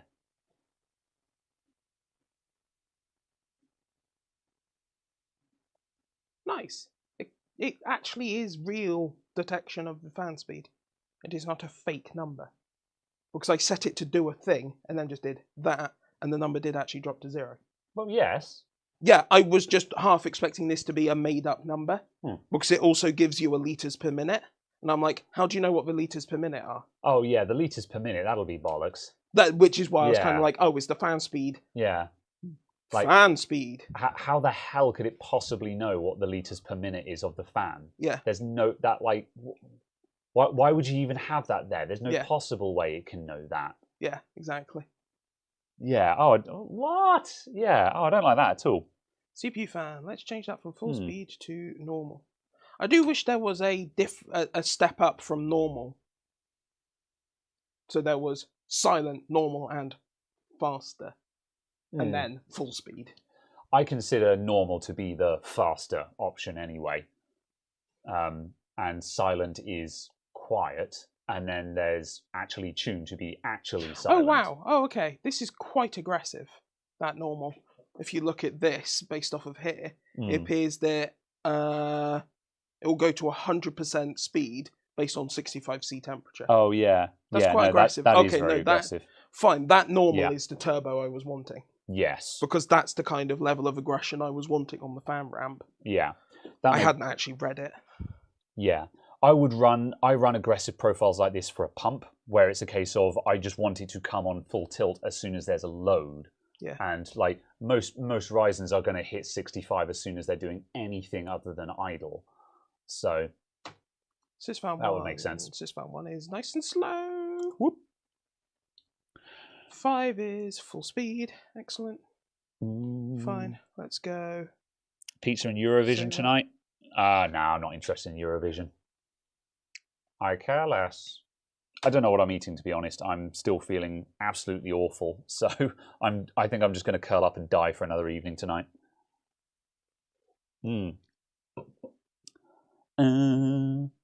your 5600X is 60C in BIOS. Yeah, that's pretty normal. So.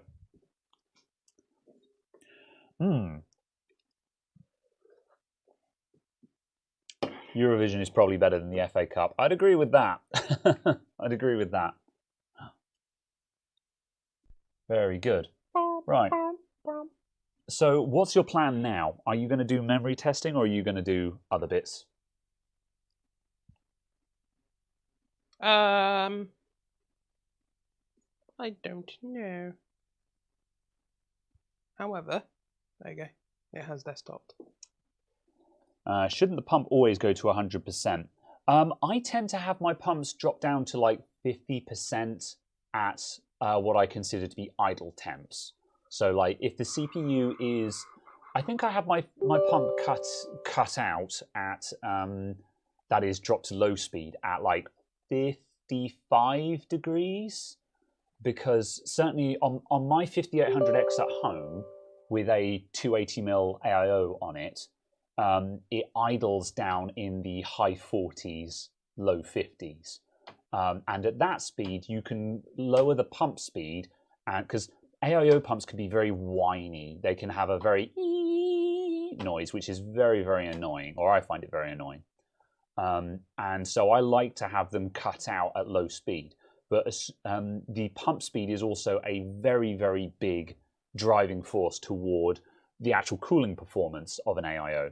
Because if you flow the liquid faster, then you're going to get more heat out of it.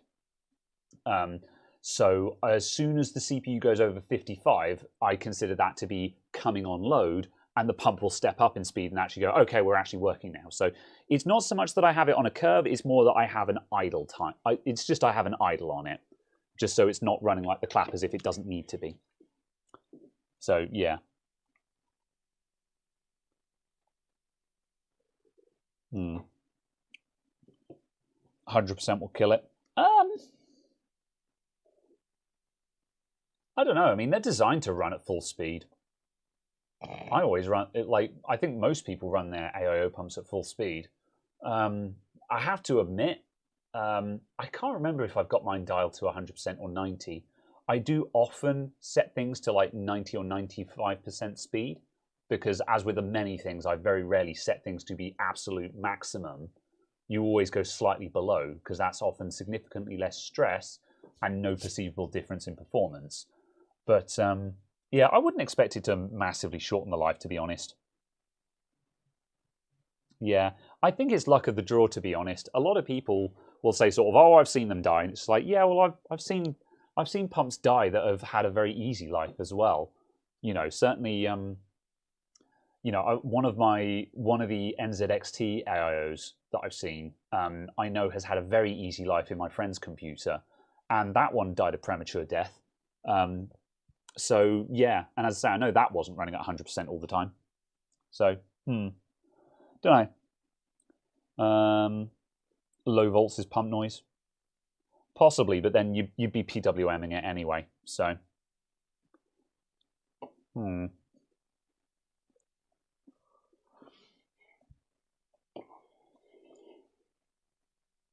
Is there an AIO that seems to last the longest? The one that someone else has. Yeah. I don't think so specifically. I've not seen... No, I don't think I've seen enough of them to really give a straight answer to that question. It's also very difficult to gather useful data because, for example, a lot of people will say sort of, oh, Corsair AIOs, they always fail. There's I've seen so many failed Corsair AIOs. Yeah, but also like 70% of AIOs in the wild are probably Corsair ones.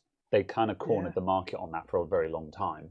Yeah. So for that reason, you're going to see more failed ones. Yeah, because there's more of them. It was like people who complained about BlackBerries having a trackpad die. BlackBerry's official numbers for it, based off of people who reported it for warranty and stuff, it was a case of it was less than 1% of them. So, yeah. It might have been double that because only 50% reported it to RIM, but that's still only 2% of total devices sold. Yeah. And that was considered a known issue on one of the models.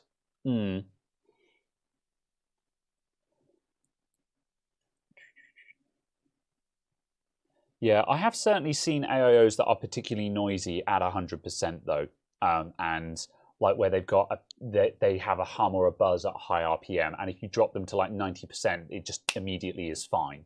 Yeah. So, and I think that would be indicative of a faulty unit, but also like again, if you run them at 90%, they're completely fine. So I've had that with clients before, and I've said to the client, technically this is faulty. It's up to you if you want to send it back or not. However, if you run it at 90%, it seems to be completely fine. Make of that what you will, kind of thing. And they're just like, I'm just going to run it at 90%. So, yeah. I like that. That's not bad. Them packing the CPU and the power supply fan's not spinning. Yeah. It's 150 watts, 200 watts, say, but still just the fact of it's not spinning.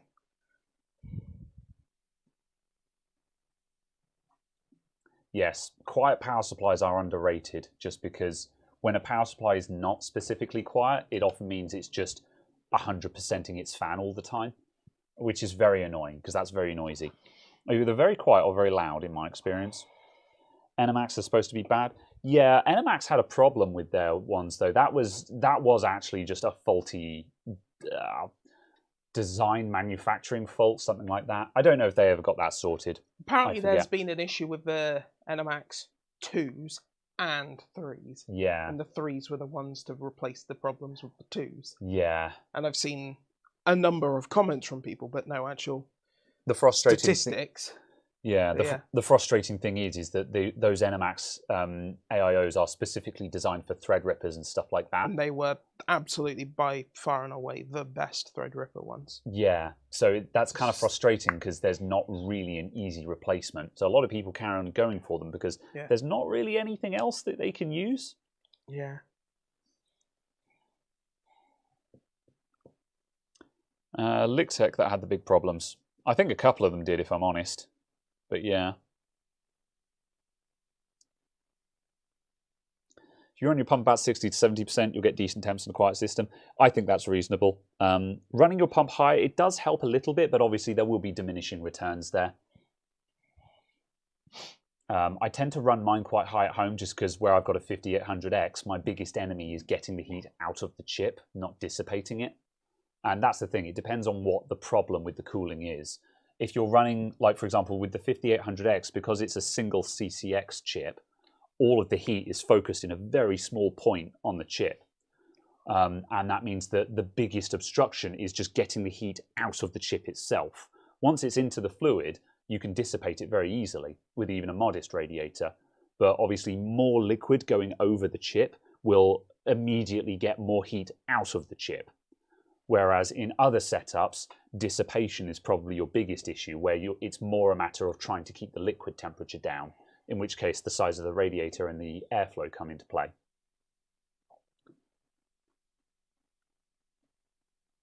So yeah. Would an AIO be more likely to fail than something like a Noctua NHD15? I think it goes without saying that air coolers are going to be more reliable because there's no moving parts. Yeah, it's a block of metal. Yeah, I do like big air coolers. I think they are astonishing for what they can do. However, oh, sweet, my idle seems to actually somewhat function. What as in is ramping down at idle or? Yeah, interesting. I'll have to double check something. Just because I never get actual idle on my SSD, like dropping to like 1.7. Oh, I see. Yeah. Yeah. What was I saying? Oh yeah. Nope, I've forgotten what I was saying. Head empty. Big air coolers. Oh yes. Big hunk of metal, middle of case. Yes. AIO move out of middle of case. Yes. Literally that. AIOs, you move all the bulk somewhere else in the case, and I'm a big fan of that. I think they're so much more attractive, and that's literally the reason why I use them whenever I can on performance builds, which is a very shallow reasoning behind them. But also, there's less weight hanging off the motherboard as well. I've never seen motherboards get snapped or anything like that, but I don't know, man. A kilogram of metal hanging off the board can just never be a good thing, in my opinion. But yeah, you've got an NHD15S, real pain to get to parts like round fan headers. Yeah, that makes sense. So yeah.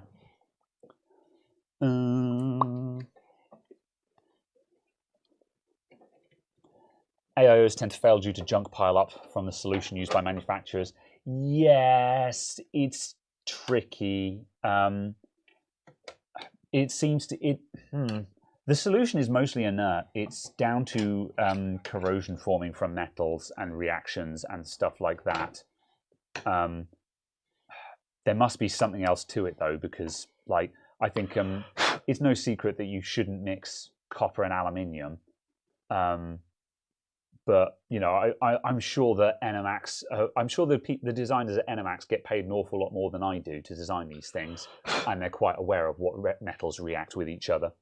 So, Would you like 4 M.2s? I just realized again this has 4. Yes.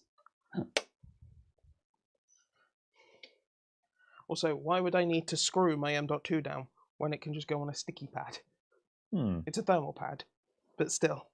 That's quite a neat solution. That's quite good as well, because it means they're all floating a little bit off the motherboard, so they're not having to use up all the space on the motherboard. Yeah. The problem I have now is going, which friggin' screws? Yeah. People that want AIOs are extremely sad. Well, do you want your computer to look nice? Do you want your car to look nice? What's important to you? That's the question. It's also the case of just it gives more cooling performance. Well, yeah, that's just it. In pretty much every benchmark that's ever been run, AIOs outperform the equivalent air cooler. Yeah. Although I say equivalent, obviously it's difficult to do a direct comparison in terms of cost. But the equivalent, loosely, yeah. I mean, the equivalent class. Yeah, because like the NHD15 is what, 80 quid? True. And this is 90, 99? Yeah. So they're similar. Yeah, certainly if you go for a liquid freezer, yeah. Although the liquid freezer is kind of an exception in that it is very cheap for what it is. Yeah. You know, it is the highest performing AIO on the market. Yeah, it's also one of the cheapest. I think that goes in there. And then I think these go in there. But yeah, it does. I should have depend paid on what you more want. attention.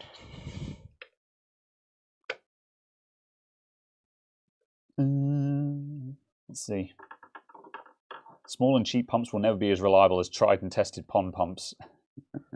Well, yeah, I used to run back. The last time I had a custom water cooling in my computer was when I was rocking an Athlon 2800, I think, and I had Danger Den Maze 3 water cooling with an Eheim pond pump and 1/2-inch tubing. Thank you very much.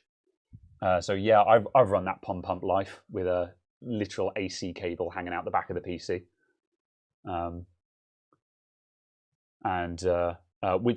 which I might know I had to unplug when I was not using my computer because otherwise the pond pump would just always be running.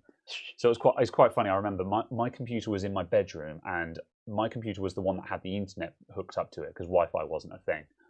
And I remember getting a call, I think while I was at college one day, from my sister saying, Graham, your computer is making lots of beeping noises. I just turned it on to browse the internet.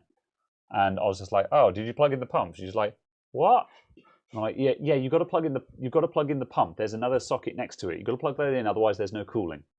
And it's just like, there are times where you question the practicality. But you know, some people are just like, yeah, duh, you got to plug in your pump when you use your PC. Why wouldn't you?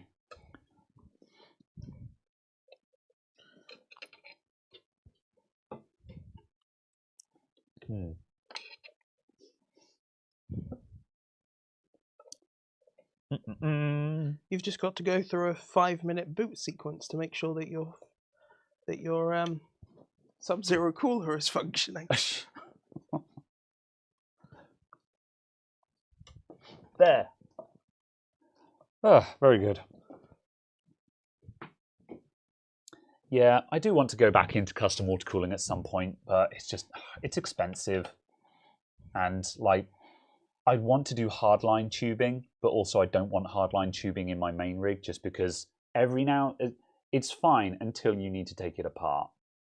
And then it's a nightmare, you know. And it's just like, this is the thing. I think I'm tempted to. I think water cooling the graphics card is the main reason why you'd want custom water cooling these days. Yeah, given the state of AIOs. Yeah, and I'm surprised that there is not more AIOs for graphics cards. Because they're out there, but there's only a couple of them. And I guess it's also because the number of people who buy a graphics card that isn't a 1060.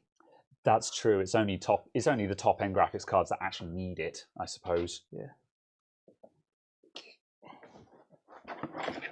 So yeah, that is reasonable.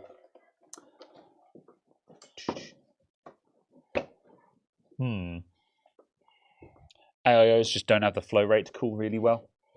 Possibly, yeah. It's certainly a limiting factor on them. I'd agree with that. And in terms of how long they're okay for 10 minutes, well, it's more like 20 minutes, really. It takes quite. I mean, it depends on what size it is as well. In my experience, a 280mm AIO will take about 15 to 20 minutes to reach saturation point. But again, it also just does depend on airflow as well. When I was running my NZXT H500i, I did have significant airflow problems because the H500i has no airflow. And on that one, I was fighting coolant temperature because my front fans were doing almost nothing. Oh, that's cool. So it does depend on just how much airflow you have. And when I went to the torrent, so I went from having 0 airflow to all the airflow, I knocked like 10 degrees out of my coolant temperature, and that is a lot because the coolant temperature is very stable. It doesn't move very far. So I'd agree with that to an extent, but it depends on the case.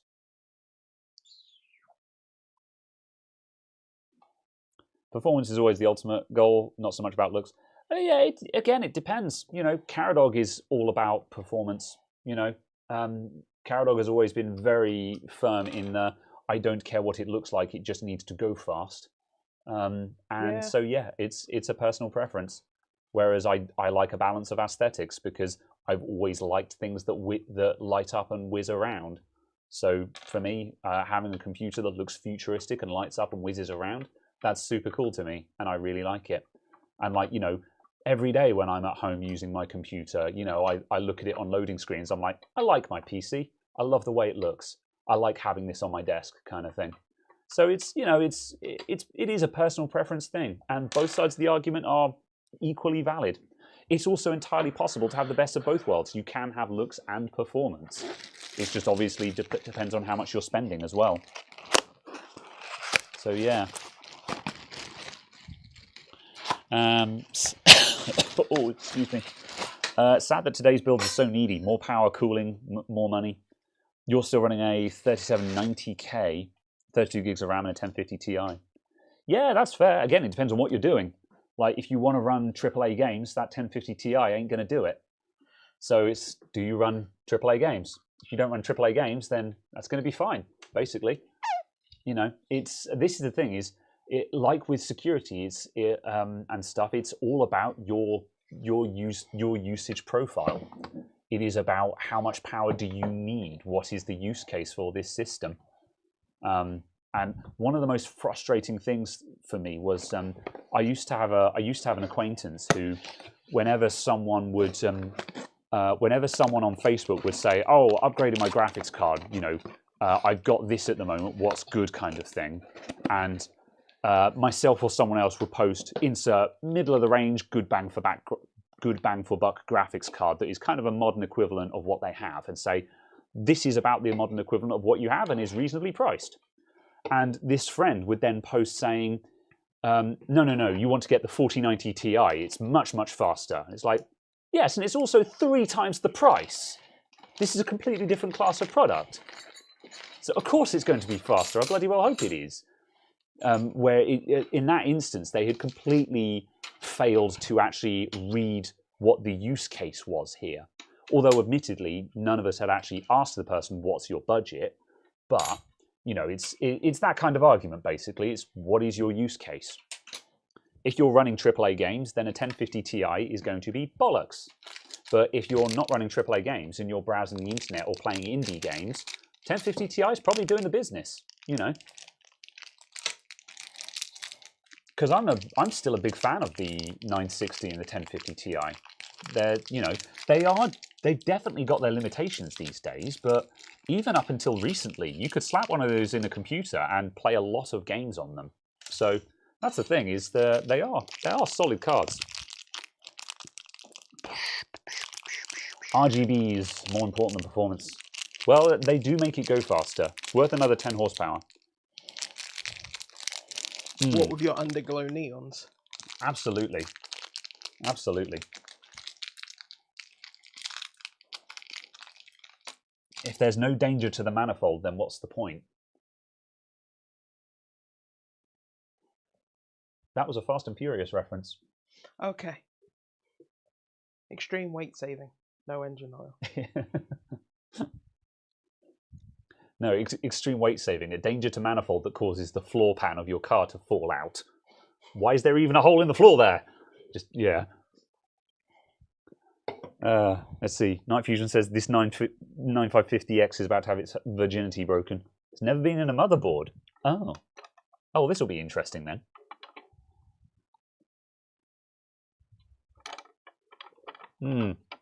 Oh, here come the bots. GTFO! Hide user. Why is there no just ban? Thanks, Chris S. I was reaching for it.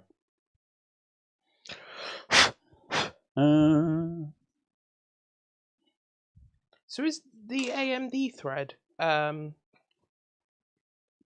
a coarse thread? Yes. Okay. Yep. AM3 backplates have a coarse or imperial thread on them, and Intel use metric or fine thread,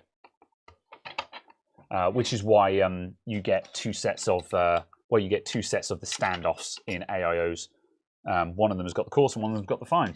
Yeah, it's just that the coarse one didn't feel right going in. I think it's the same as a coarse thread anyway. I can't imagine it'd be different, but you've now got me wondering. I'm kind of tempted just to grab a coarse thread screw and just see if it goes in. Oh yeah, no worries, Chris. You joined in the nick of time. So yeah, considering you just arrived, you arrived in the nick of time. So yeah. Have you got another backplate? Yes. Let me have a look around. I've got a box of them somewhere. I've just got to remember where they are. Indeed. Yes. That's not it. I feel like it's the fine thread on each end. One. Can't be. Not for AMD. But I mean, unless you've just shredded the threads on your particular backplate. I mean, I blame Night Fusion at that point. Oh, of course, this one came in the box, didn't it? Yeah. Hang on a sec. Let me check in the back room. Because this coarse thread is very much not engaging. Oh. And it's definitely a fine thread that's needed for the top one. Oh, where is that heckin' box? I've got a box of AMD backplates and brackets somewhere. It always shows up when I don't need it, and then it disappears when I do need it. So I can confirm that. Well, do you want to? The point is, does this thread go in this? Okay, let me have a feel. So I believe the answer is a very definite. Oh, I'd agree with that. You can definitely make it go in. Whereas compare. Yeah, I agree. I can see why you're going. Fine threads. Fine thread's definitely not correct.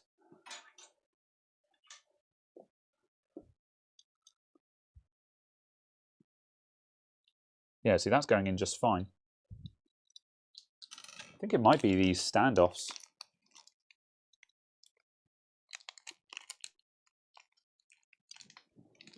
But the standoffs came with... The only thing I can assume is they're the 2011 threads.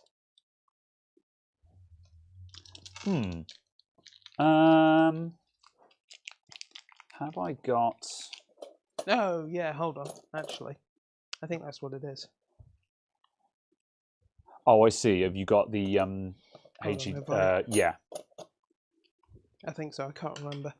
I'm doing this from memory. Yeah. Try another one.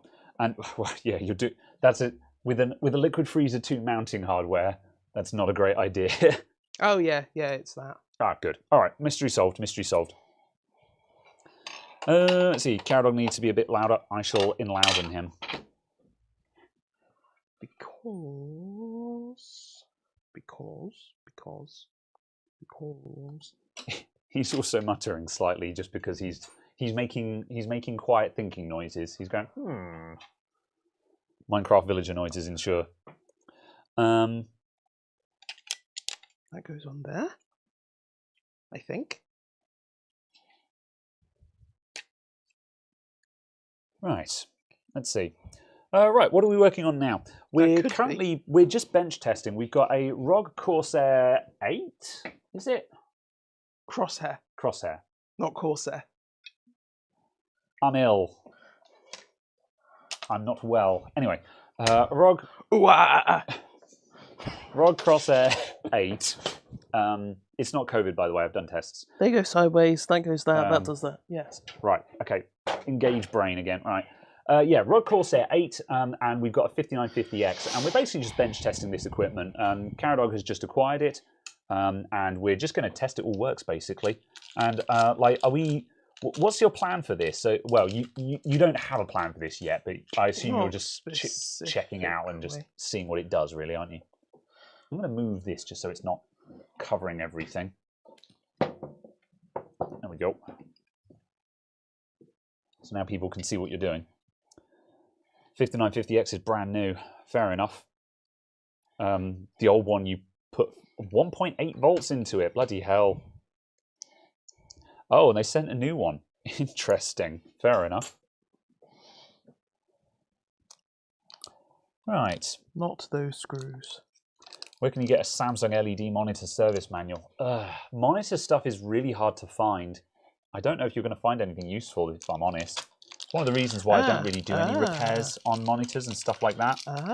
Because finding documentation is impossible. Have you found more things?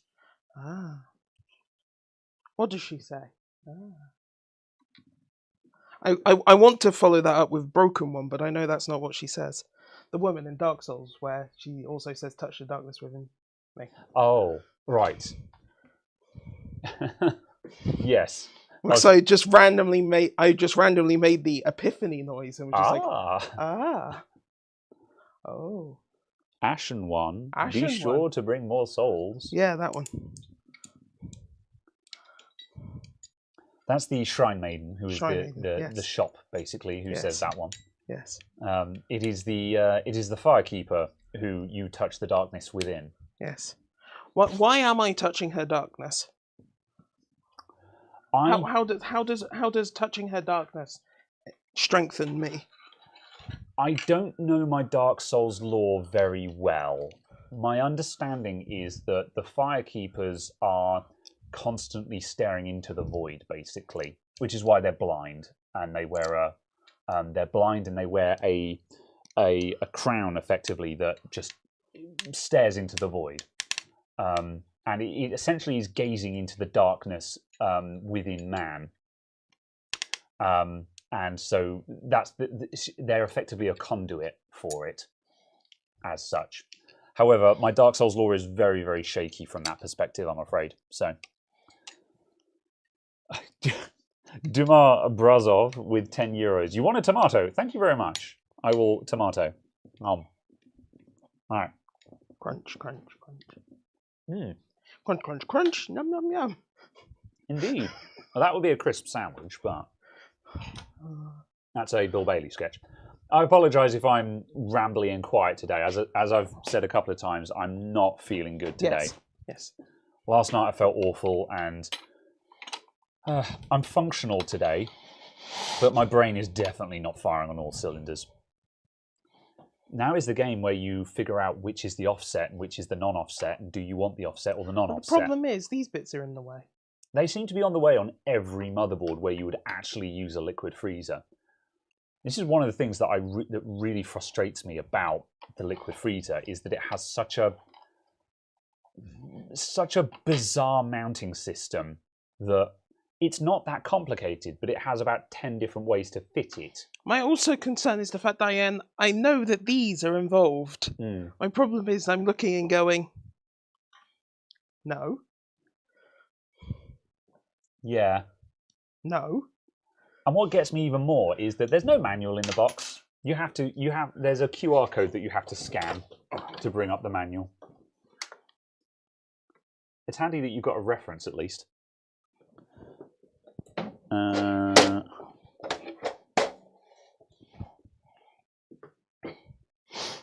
I need some unhealthy dips to balance the healthy tomatoes. Well, I'm eating the tomatoes in the belief that they will offset my unhealthy lifestyle. Lifestyles of rich and famous? That must be about someone else then. Oh.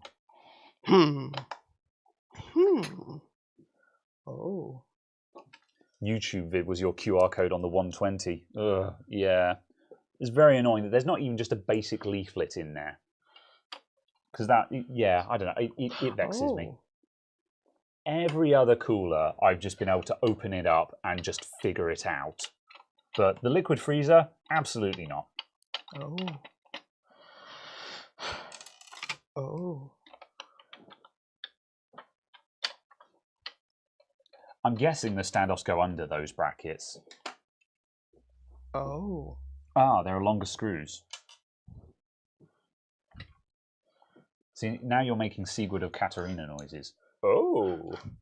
I'm loath to admit it, but I've been had. Why did they take your clothes? Why were you out of your clothes? Why did you go down into a well? You stupid man! Bloody Sigurd of Katarina. Absolute legend. Absolute legend. Why is this so difficult? Apparently tomatoes are unhealthy due to the lectins they contain. Ah! Probably. It's okay, we can make a jelly out of you afterwards because of the lectins. Thanks. I probably shouldn't eat this many tomatoes in one go, to be honest, but they're so good, man. They're so good. There we go. I have one screw in one hole. I have successfully done it.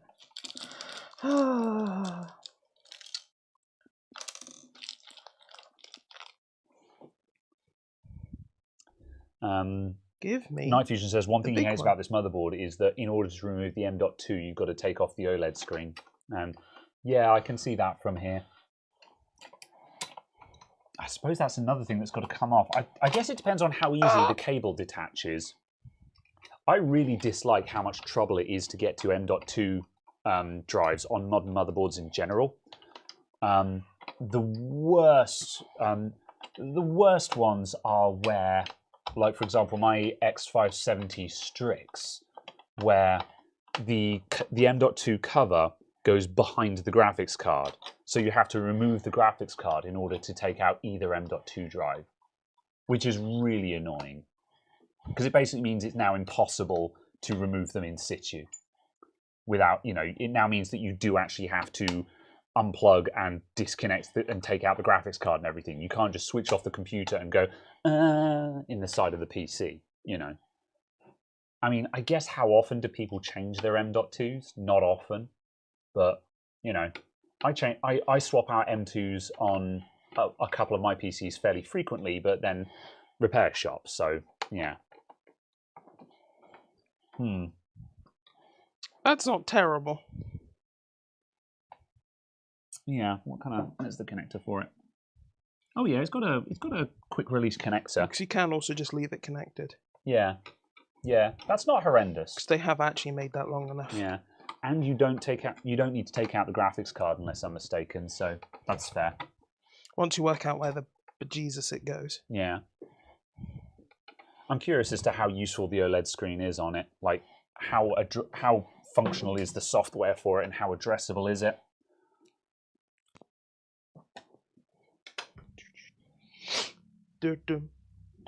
Oh, that's why the motherboard also has a DIMM.2 for SSDs. That's true, I guess. Yeah. If you did have SSDs that you swapped out on a regular basis, you could stick them in the DIMM.2 slot. That's fair. This is where I put my DIMM.2, if I had one. Nice new desk. Not this one. Although, well, if you haven't been here for a couple of weeks, this is the third? Yeah, this is the third episode we've done on the new table. This is a very wobbly table, actually. So I don't envy not having to do this. Where was I? Yeah, this is our third episode. This is a very wobbly table, but we're still sort of testing the layout and figuring it out. One of the next plans is one of the racks that's behind the camera that usually has like stuff coming in and out of the shop for repair. We're going to move that to back here. So there's actually a rack of shelves behind us, so we can have some display pieces on that and like stuff that's in for repair sitting there, so it changes all the time and stuff like that. That's the plan moving forward there, which will be cool. Now my main workbench is now the electric desk that we built a couple of weeks ago. So yes. X570 uses PCIe 4 on the top M.2, PCIe 3 on the bottom ones. Yeah, that makes sense. Fuck. Still good. Where is the plastic? Where is the ring? I'm not part of this scene. I'll leave it to you. There. Uh-huh. Oh, there are also washers you should be using, but yeah, I think the washers are anti-scratch. I think there might be like plastic. Oh no, they're metal washers as well. Yeah, well, I'm not sure then in that case. So yeah, initial thoughts on the desk overall. I'm very much enjoying the electric desk. It's doing exactly what I wanted, which is, you know, going up and down. Yeah, it does exactly what it says on the tin. But so far, it's performing admirably. I adjust the height on it a couple of times a day as I switch between sitting and standing at the desk, because when I'm actually working on a laptop, I want to sit down and work on the laptop. And if I'm not actively working on a laptop, but I'm just doing stuff around the shop, like I'm working on other computers that are around, I want it in a standing position just so I can walk over, look up references, and then walk away again and stuff like that. And also, like, if I'm just quickly just taking the hard drive out the back of a laptop, again, I have it in a standing position because I don't need to sit down and install myself at the desk to start working on it. Did it. Well done. Well done. Do you have thermal paste on the back of there? If not, there's some under the monitor. Ah, it has come with some Arctic. It is the smallest tube of NX4. It's the 1 gram tube. Excellent. That you can buy these. I mean, they're good for 2 or 3, aren't they? But then on the flip side, you could probably pay £1 extra and get a 4 gram tube. So it's, yeah, diminishing returns on the scale, really, isn't it? So,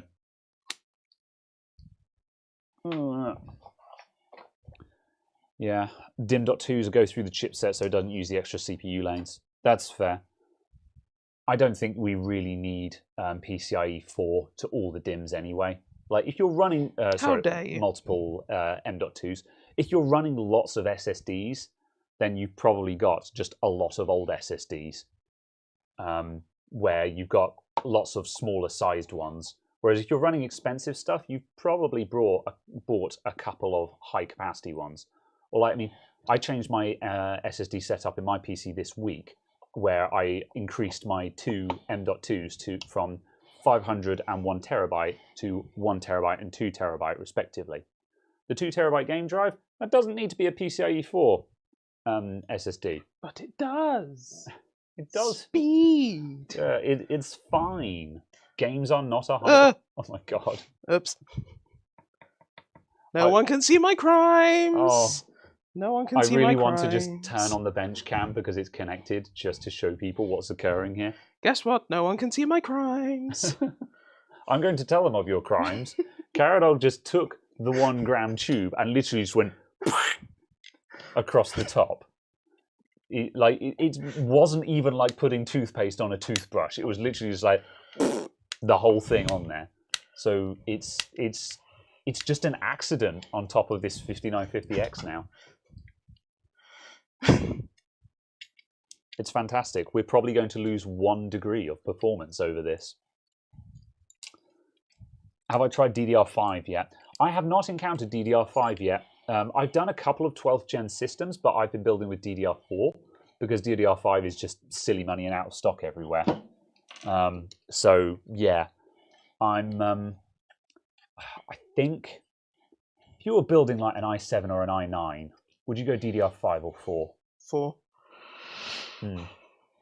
Because I'd be building it as cheap as humanly possible. Even like an i7 or an i9? Yeah. Yeah. Well, because I don't need a nice computer. I've got. Well, let's say you got rid of your main rig today and you were building a brand new top-end Intel system tomorrow. I suppose at that point you'd be going sort of, well, money, no object then, but... Yeah. Yeah. Because like DDR5 is competitive in performance just because it's raw clock speeds, but... Hoomst. What? Hoomst. The design of this is approximately terrible. It's why I don't like them. It's why I don't like them. It's so frustrating. It's why, you know, like the RGB versions of the Liquid Freezer, There's no way to control or interact with the RGB. It just lights up and flashes different colours. That's all it does. I mean, that's all RGB does. It's controlled lighting up and flashing, you insensitive clod. And it does it in time with everything else. But no, the Liquid Freezer 2, there's no ARGB header on that. You can't control that from anything else. It just does its own thing. And well, perhaps it knows better than you. And likewise, you can't manually control the fans on these. It all goes off of one header. So if you send it a PWM signal, I mean, I assume the pump just runs at 12 volts all the time on this. I assume the pump is just 100%. Because you know, if you wouldn't, because you don't want to have your water cooling pump and your fans on the same PWM signal. That's stupid.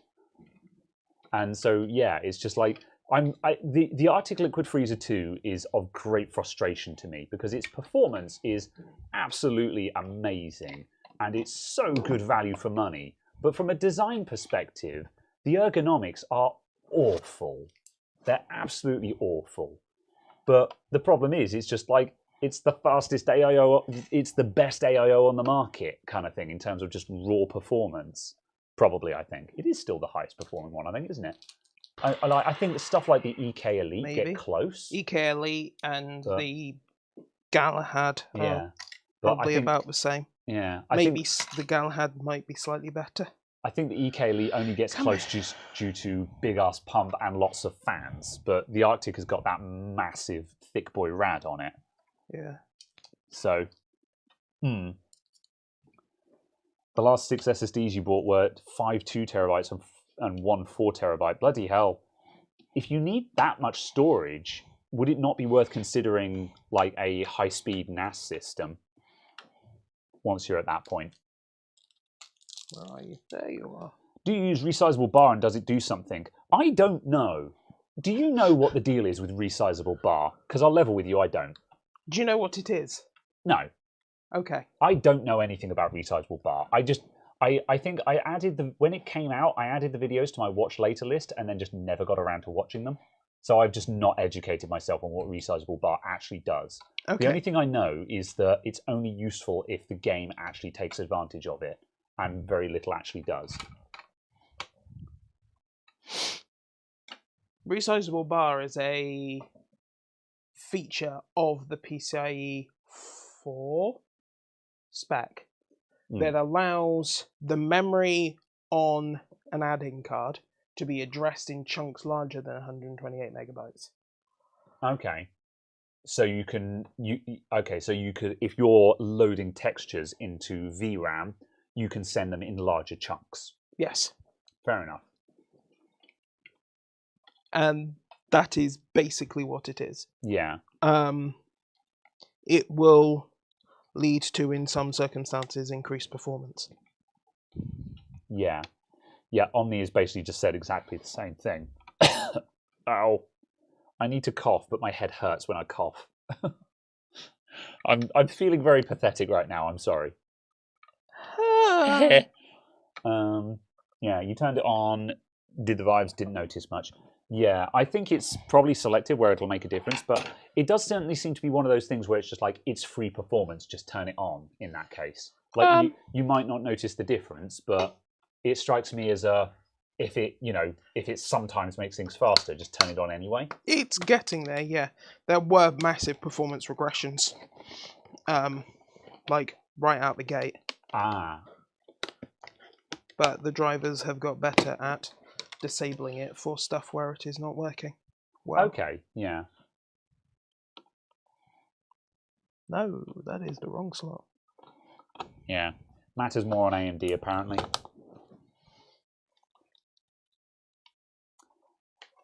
What's the UK price on a 2TB Samsung Evo? Probably about 160, 170, I think. If you want good value 2TB ones, you've got to go down to budget SSDs. The one that I just bought a WD Blue. I found one on eBay, suspiciously cheap eBay SSDs, go. And I bought a 2TB Western Digital Blue on eBay for £125. And I was like, at that point, I don't care what the performance is like. And to be fair, the performance was not very good. When I was copying my entire Steam library from my old SSD to this one, it did massive burst performance, and then it crashed down and was sitting at less than 100 megs for the majority of the transfer. However, it's a case of, in the vast majority of use cases on a gaming PC, you're doing burst read-writes. You're not doing sustained transfers. So budget SSDs don't matter on gaming rigs. I stand by that. It does not matter on a gaming rig. Everyone considers gaming to be the absolute top tier of performance, and it's like, apart from graphics cards, no, not really. Pretty much everything else on a gaming PC doesn't actually need to be balls to the walls performance to be good as such. So yeah, I mean, I did get a PCI Express Gen 4 for my boot drive, but again, that was because I had one on hand, which actually, on that note, I owe you money for that. So, you know, I put one in because I can, but surprise, surprise, I didn't notice the difference in performance. So, yeah, I don't know. May I have a SATA? The 550 and the 570 are different ballparks. Oh, I'll have to check. What is it you needed, sorry? A SATA data cable. SATA data cable. One momento.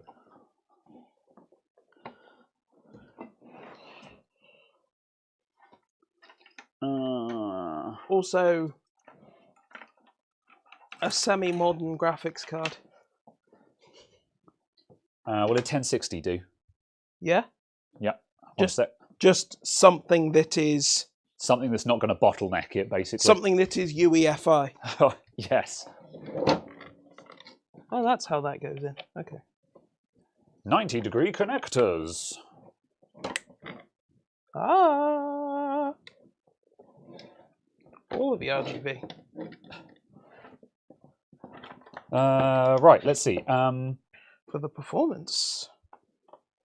Resizable bar is getting smaller or larger depending on what you drink and how much you drink. Yeah. What was I... This requires power.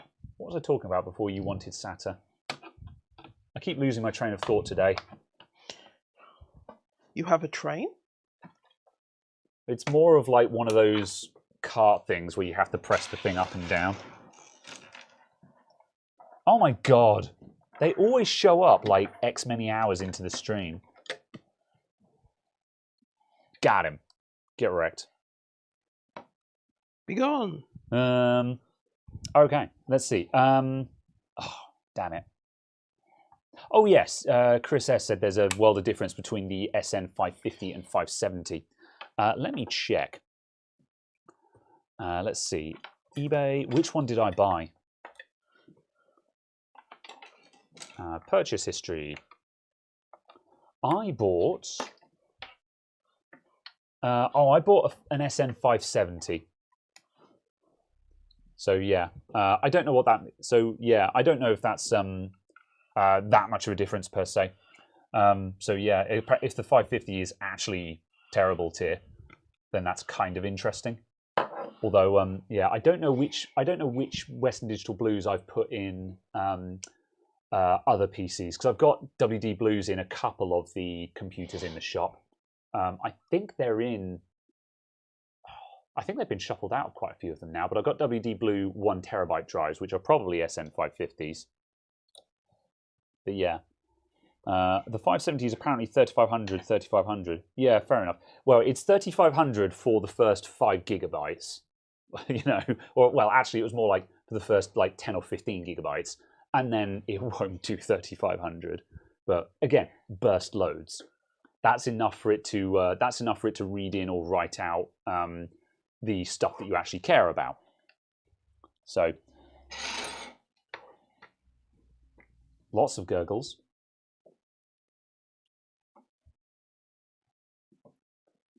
Okay, let's take a look at what the thing is doing.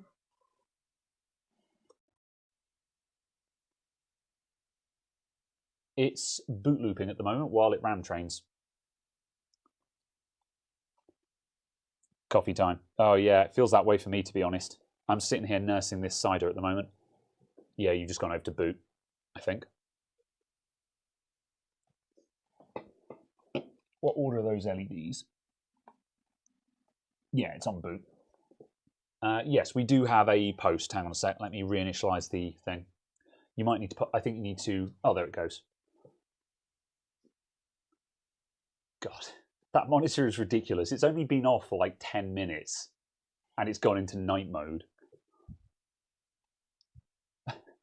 The monitor we're using is a really archaic Dell 19-inch, and it's got a fluorescent backlight. So it takes a minute to warm up. You know? I was reading that, and the entire time I was just thinking, is this the thing where it says about the E-fuses? Oh no, yeah. We detected a new processor. Oh yeah, it's a FTPM warning. Yeah, that's fair enough. But I was just reading it going, is this an E-fuse? Yeah, gross. You've been finding a 1 terabyte 980 Pro for around $100. That's pretty good. Well. Yeah. Yeah, that's okay. Yeah, for a Samsung, yeah. For a 980 Pro, Yeah. SM550s is still fine, yeah. Well, yeah, the one... Anything that isn't a hard drive. Yes, absolutely that, yeah. That's the thing. A lot of people say sort of, oh, it dropped to 100 megabytes. That's hard drive speed. And it's like, no. That's sustained transfer hard drive speeds. Your 4K access times are still 0 milliseconds. And that's what you feel. That's the bit that matters. So, yeah. Quentin Stevens says, remind us what E-fuses are. So, E-fuses are... electronic fuses. Yes. That's not intended to be an unhelpful answer, simply a statement of what they are. Yes. So modern... oh, you are posted. I think you just need to poke the monitor again. That monitor seems to be having... Let me reinitialize the thing again. I have reinitialized the capture card. Yeah. There you go. Okay. Just tell me to do the thing if it does the thing. Apparently so. Yeah. There you go. There is a BIOS. Excellent. Excellent. Yeah, so the E-fuses are... There is the technology in modern CPUs where a motherboard can set... a motherboard can pair itself with a CPU permanently by deliberately burning E-fuses in the CPU, which means that CPU will then only ever work with that motherboard. And this is to do with cybersecurity stuff. It's to do with anti-tamper. So it means that if you're running a secure system and someone is trying to compromise the TPM or other security by swapping out components of the computer, then that can't be done. Likewise, it means that if the serial number of a particular CPU is trusted, you cannot take that CPU out and put it in an untrusted system. It's to do with that. That is the purpose for its existence. However, I'll do the thing. Yeah, you have to do the thing. Yeah. I think that's the motherboard getting snotty. Anyway, because the preview is working, but yeah. Oh, the preview is actually not working now, so I'll do the thing again. There we go. However, the problem is, while that is what it is for, what it is actually being used for in a lot of the real world by like Lenovo and possibly apparently HP is just simply to DRM CPU and motherboards together.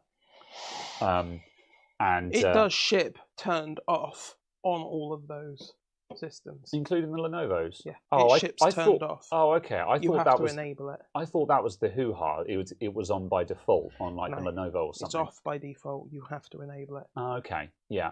And you have to enable the enhanced security mode or something like that. Yeah. So you can FTPM without it. Yeah. Then you can enhance security mode to do it. Very or well. Something. I can't remember precisely what it's called, but yeah, that. Yeah. Chris says, I thought E-fuses were, once they burned, they no longer work even in the original system. No, it will still work in the original system. Basically, depends. There's two. There are two implements. An E-fuse is a non-resettable fuse that is able to be blown electronically. Yes. An E-fuse can be used to make something a paperweight. Yes. A la the... what the hell is the thing on the Apple Logic board where you want to deprogram it and it E-fuses itself every time you try and read it? Oh, the SMC. Yeah. Yeah. A la the SMC. Yeah. On Logic. Yeah. On Logic books? Logic boards, yeah. on Logic books with their Mac boards. Yeah. Apple SMCs, they self-destruct if you try and dump the firmware off of them. So yeah, so eFuse is a generic term. Do not. The use case that has put it in the news recently is to do with an FTPM implementation, where it is to do with tying things together. However, yeah, hypothetically, it can also be used to brick a particular chip. So yeah, eFuse itself is a generic term, but yeah, it depends on what people think we're probably referring to. So, yes, Lenovo set it as default now, apparently. So yeah, that's what I thought. I thought that was why there was a big hoo-ha about it. Interesting. That is not the configuration that was found by LTT, as far as I'm aware. Oh, I thought they found that it. I can't remember now. Yeah. Oh, I think. Oh no. Yeah, you're right. In the LTT video, it was off because that was the hoo-ha, is that they were going to set it and confirm that it does what it says it does. Yeah. So yeah. However, I seem to remember the conclusion was that it was off by default kind of thing, and the only thing that was lacking was a clear indicator of what the ramifications of its purpose actually are. Just how slow they're going. Yeah, that's idling. That's wonderful. Yeah. What RPM are they at? Oh, we wouldn't. I sure. Probably don't know. I don't know if the RPM from... Actually, have you got a CPU fan RPM in Hardware Monitor right now? I'm curious as to which RPM it's actually reading. 0? Excellent. No, that's the GPU fan. Okay. Hold on. 971? 971. Okay. Let's see which fan it's actually reading from, because I'm curious. No change? I don't know. Where was it? Oh shit, I've lost where it on. was. Ah, there, that one. It's that option. It's that one there. It's gone up. It's now 1,000. Okay, let me do that again. 971, 9999. No, it's gone up. It's gone down. It's gone up. I'm stopping the fan. Yeah. So we're looking for quite a drastic change here. We're not looking for a variance. Middle one? It has gone up. Bottom one? Yeah, it's the fan closest to the hoses is where it's getting the RPM reading from. Oh yeah. Yeah. Or it's just gone to 0 and is forever broken. Yeah, most modern fans will stall for a couple of seconds before trying to restart. It stops them from burning out. Yeah. Which is remarkably clever to just have that built into basically every fan controller now. I think that's really good that basically every fan has auto stall on it. Because I've seen fans literally burn out. I've seen graphics card fans where they come in and the fan has literally melted itself out of its housing because at some point it's clogged up with dust and become locked, frozen? Stuck, yeah. It's become stuck in place with dust, and it's just been drawing as much current as it can to try and spin up, and just overheated and melted itself out of the housing. And when I saw it, I was like, what the hell happened here? And that's the only explanation I could come up with as to why a fan would have managed to overheat and melt out of its housing. So yeah, seized. There we go. DNA Electronics has got it for me. So yeah, eFuses is another light bulb conspiracy. Yeah. A bit.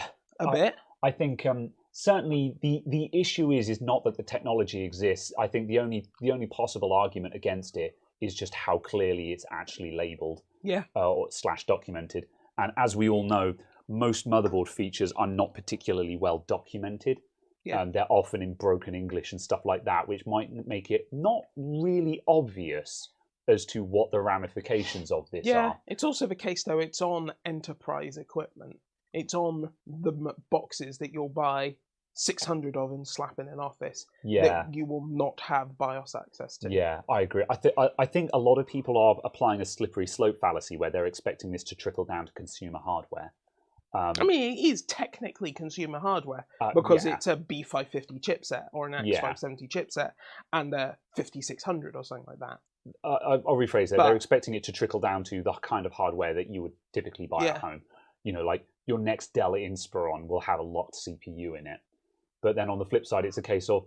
That's what you get for buying an OEM I was going to say, pretty much all OEMs are basically a dead end for upgrades anyway already. Yeah. So I think that's kind of a non-issue because you know if you bought a Dell gaming PC and you want to get into the custom PC scene, you have to do so much modification and replacement to your computer that you may as well start again and build a new one and have 2 computers. I mean, step 1 is buy a new motherboard, buy a new cooler, buy a new power supply, buy a new case. Yeah.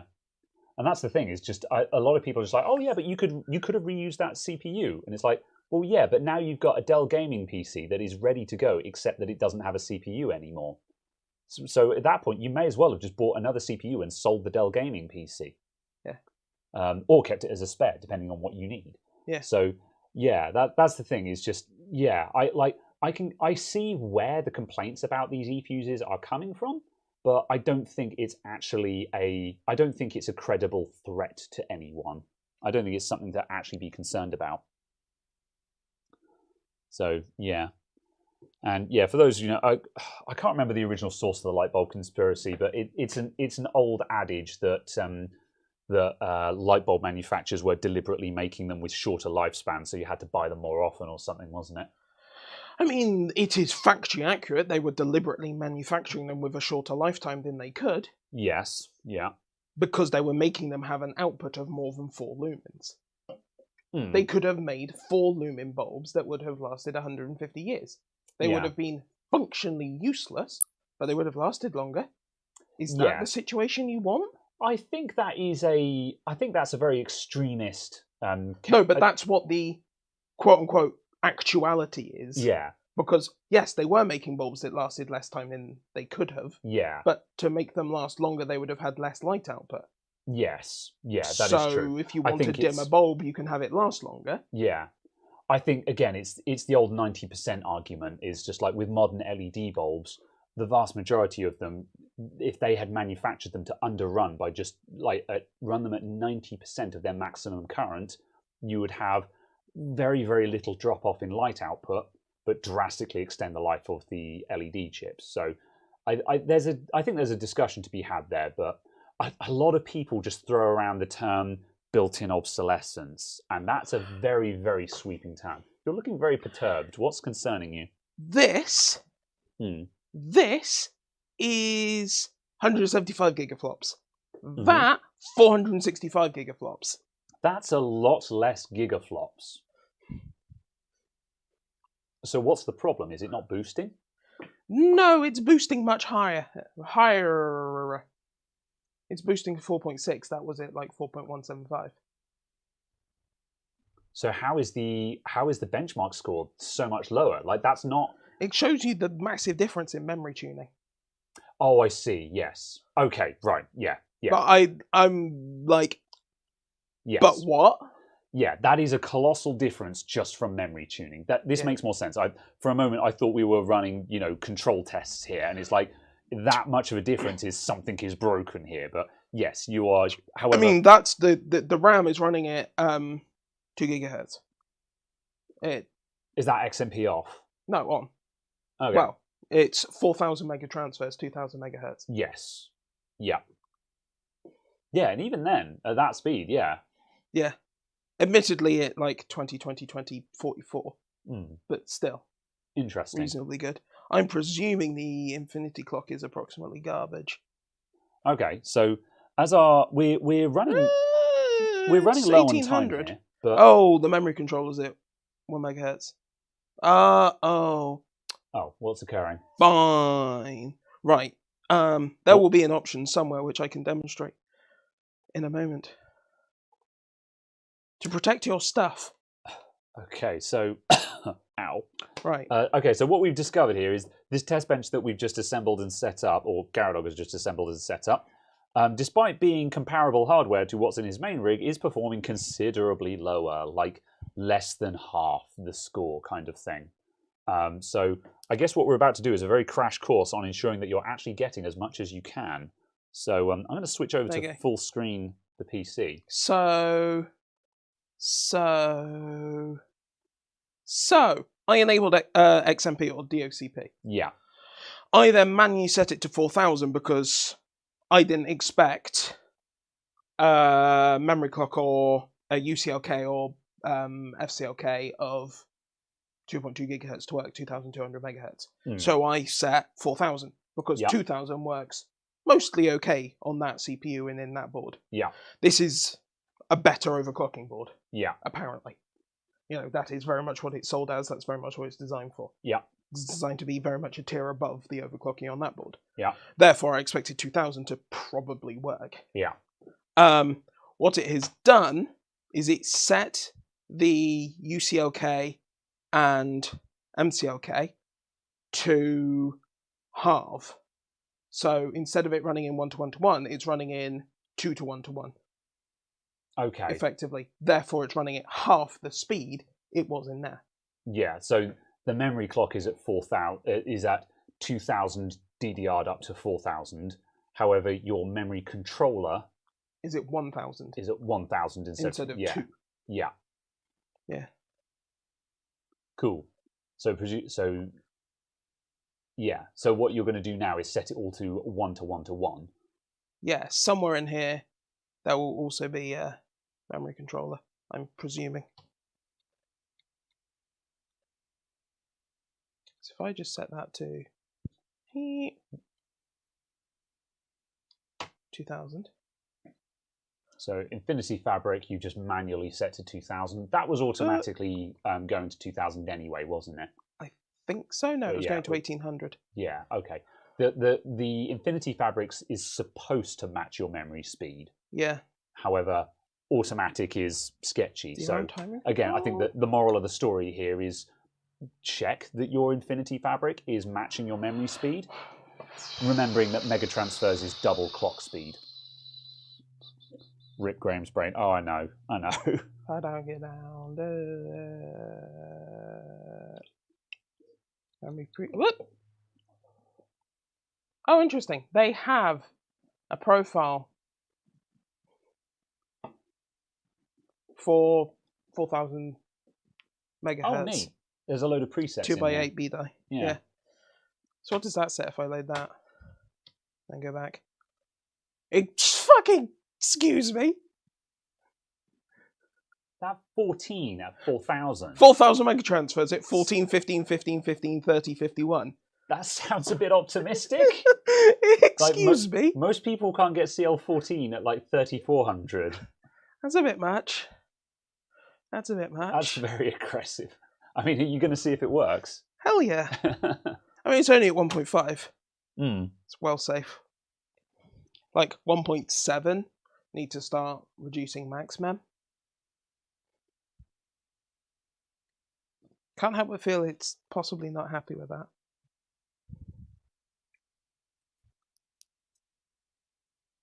If it starts power cycling when you make changes like that, is that basically a sure thing that it hasn't taken? Yeah, on AMD, on X570, as far as I can tell, yeah. If you get the click where it turns off, it has not worked. Yeah, and because it will soft restart. Yeah. If it's actually working. Okay, yeah. And that's certainly been the case on my Aorus Master and my S Aorus Master. Yeah. Yeah. VGA.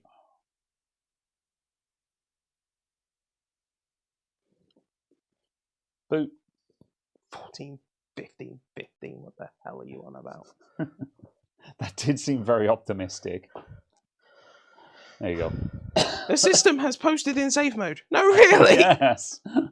I can't help but feel that some of these profiles were probably done on very, very, very cherry-picked hardware. That's and like daft. That's the thing. Like, if they're that aggressive, what's the point in building them in if they're only going to work on 1% of systems? Like, surely you would imagine that they would tune in a profile for this particular hardware, and then they would pull it back a little bit, so it's likely to work on all instances. Oh.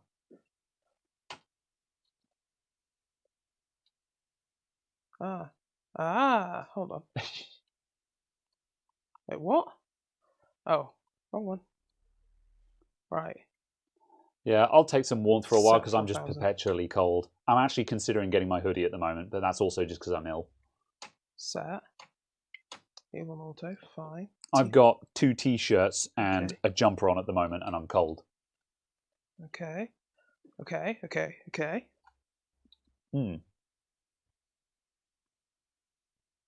No!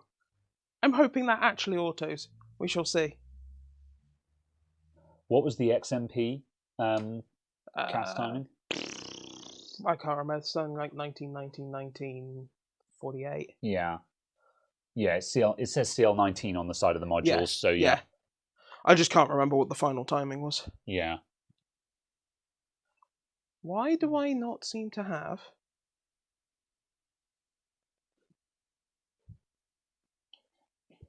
What are you looking for? The memory controller speed.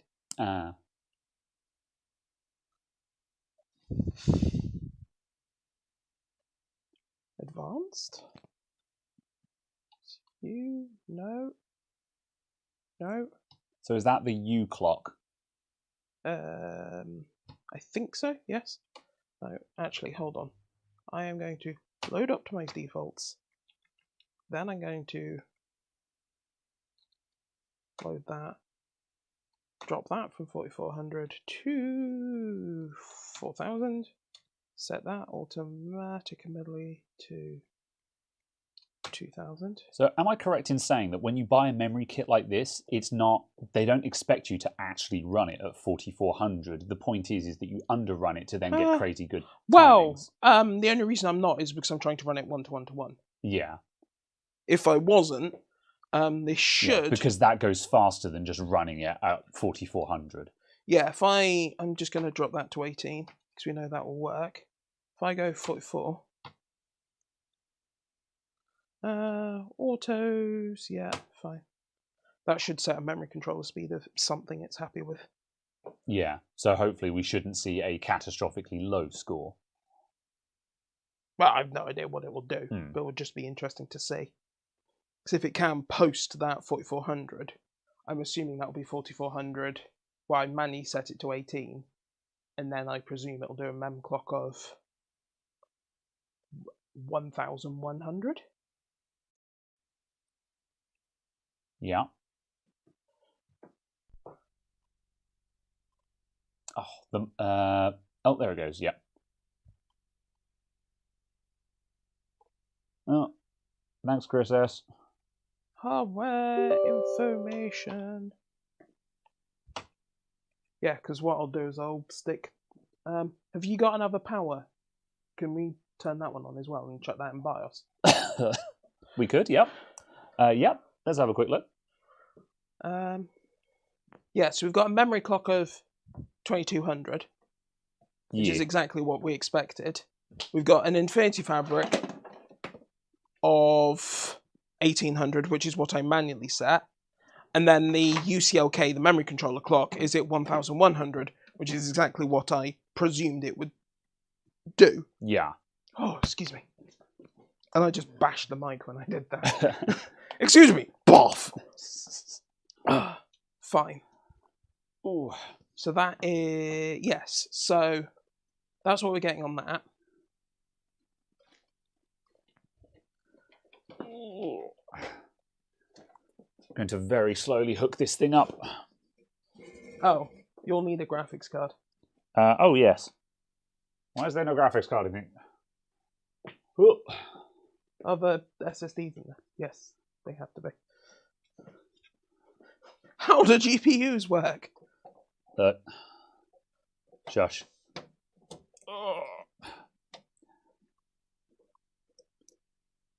It's very annoying you can't do a 2D only mode without the things in. It's one of the reasons why I actually kind of appreciate the fact that most Intel CPUs have an integrated graphics controller. Yeah. Just because when you're actually doing troubleshooting and stuff like that, it is actually incredibly useful.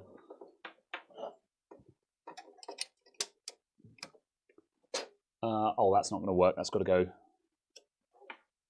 Ugh, that's got to go under. Can you go around for me, Tar? Oop. Oh.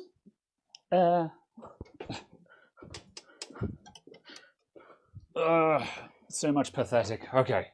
Yeah, I'll let you get. Yeah, you got it. Oh, there we go. I did it.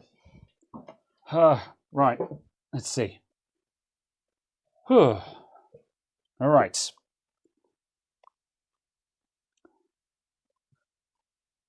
9 litres of water, extra cooling the reservoir, but the reservoir is made from petug, so that's why you got 5 litre copper milk churn. Understandable. Have a nice day. Picture. There we go. There we go. All right. Right, see, so the settings I was looking for are these two. Oh, wow, they're just right there, aren't they? Yeah. On the tweaker page, but yeah. Yeah, well, still, that's kind of like where you would put them, aren't they? Yeah, but that's this. This is the option I was looking for. Yeah. Is the UCLK equals MCLK. Yeah. Or MEMCLK. Because this board is operating in that mode. So it's UCLK equals memclock. Halved. Or memclock is half of UCLK. Yeah. So yeah, that's the setting I was looking for. Okay. On there, but couldn't spot. And that's part of the reason why I think the performance would be terrible. Because obviously the memory controller in the CPU is running at half the speed. Yeah. Yeah, there must be a solution to that somewhere in there. Because if it makes that much of a difference, then that's kind of a case of this is supposed to be this turbo mega super duper overclocking board. Yeah. And it doesn't have that setting. It's like, welp. Yeah, I'm not sure where it is. Yeah. But that's part of the reason why I have this. I shall Google search it. It's part of the reason why I have this is to flick through and find all of those funky ASUS options. Yeah. Crosshair 8. What is it again? So uclock equals memclock. Yeah. Uclock equals memclock.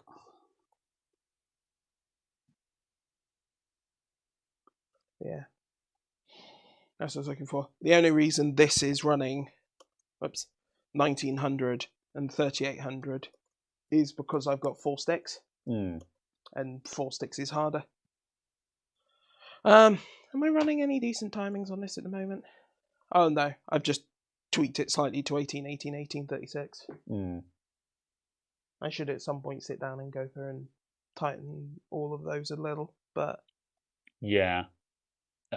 This is the problem. It's really difficult to find... This is why it really frustrates me how everything is always labelled differently in BIOSes. Because it also means that it's incredibly difficult to find a reference or a lookup. Yeah, oh, absolutely. So it's like, in this sense, we know what setting we're looking for, we just don't know the name of it. Yeah. And, it's... But yeah, but... It makes it very difficult to learn this stuff. Yeah, Fair absolutely. Enough. But yeah, it's that kind of option that I'm looking for, is just to make sure that the two run. Yes, fair enough. Yeah. Fireframe just points out maybe a BIOS update. Possibly. Possibly. But I'd expected the option to obviously have come from the factory. Yeah. Because this appears to be a newer... Yeah, we believe this is a newer revision because it had the box has got Windows 11 stickers on it, so we know that it's not even as a sticker; it's actually printed on the box. Printed, yeah. Yeah. So we know that it's not a. It's certainly not a Rev 1 at the very least. Yeah. So yeah. Fair enough. Right. There's an actual physical button for the BIOS switch with an LED indicating which BIOS you're on. Not bad. Oh, cool. Slow mode. Very well. Okay. Right. Is there anything else that you're going to do immediately then? Or are we just down into the nitty gritty of tuning is actually very boring to watch? Yeah, a bit. Where's your multimeter? Far right there. of the bench. I didn't think we'd need to walk over there. There's a massive box in the way of the bench at the moment. However, because I'm RDP'd into the workstation this week, I was like, oh, I'll put the box over here because we won't need to go over here. What are you checking? Oh, these are stabby. Yes, I have turbo stabby probes on these days. If I do that and that, we should get a V-core reading. No.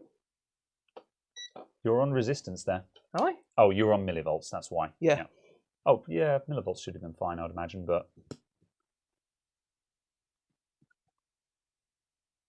Yeah, 1 volt for V-core seems about right. That was on millivolts. I don't think that was actually giving there. Try it again.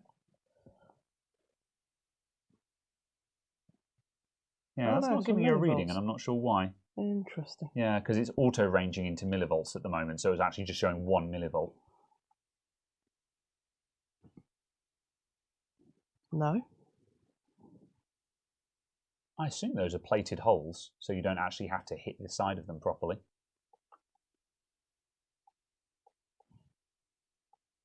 Don't know.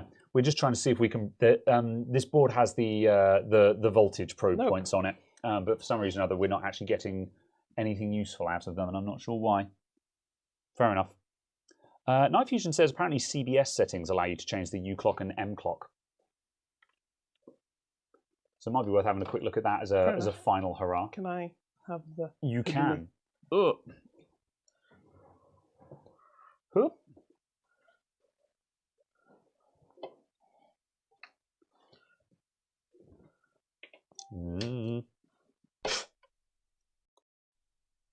Reactivating. There we go. Reactivating again. I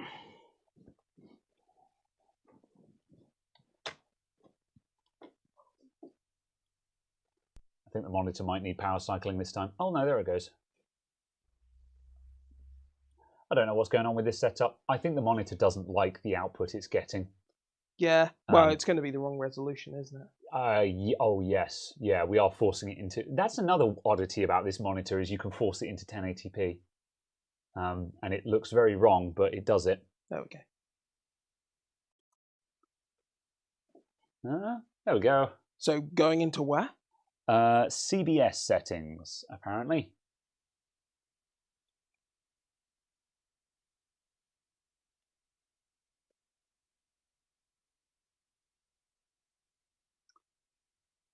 Unless that's in CPU configuration.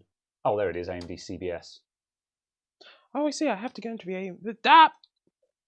Yeah. So I would wager that it's a similar deal with the Aorus Master, but because you were viewing the tweakers page, they've effectively shortcutted it out there. Yeah. Because that's the thing you'd probably want to use. Interesting.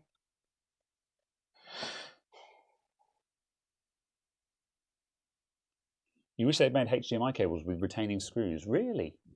Heck no. Irritable bowel syndrome hardware workaround? Concern. Performance? No. No. No.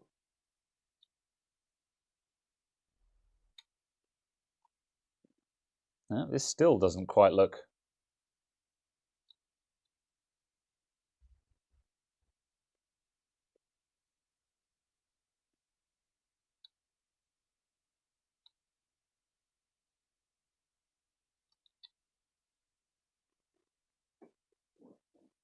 Is it in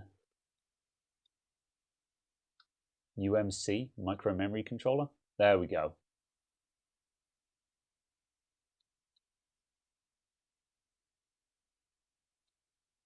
No, that's only the command rate in the gear down mode. Timing controls. Nope, I definitely don't want those.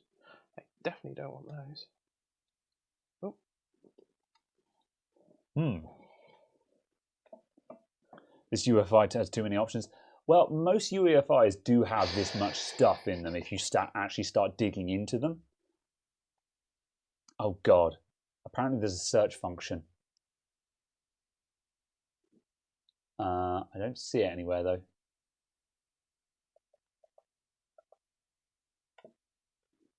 Or is it search on FAQ? F9. Oh, F9. And just search for U clock. Huh. Okay. Oh, it doesn't tell you where that is? Okay. Oh, come on. For a moment, I was going to be like, there we go. Very good. That's really helpful. But the fact that it doesn't actually tell you where the setting is that you've just searched for, I'm like... However, at least if you do a Google search for UCLK div1 mode. Space div1 space mode. All right. At least it might give you a path. UCLK div1 type. What is it? Mode. UCLK space div1 space mode. Asus. Oh, do not.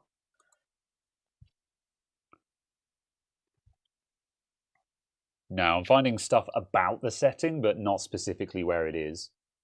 So it's in there, just fuck knows where it is. Actually, that's not. Also, I actually don't have the cognitive abilities to solve it. Interesting. F10. That's all I'm changing. Let's see how... Oh, also there's no LED screen, isn't there? Which doesn't seem to do anything without software. Yeah. It'd be nice if it defaulted to just showing CPU temperature or something like that. Defaults to doing your memory readout.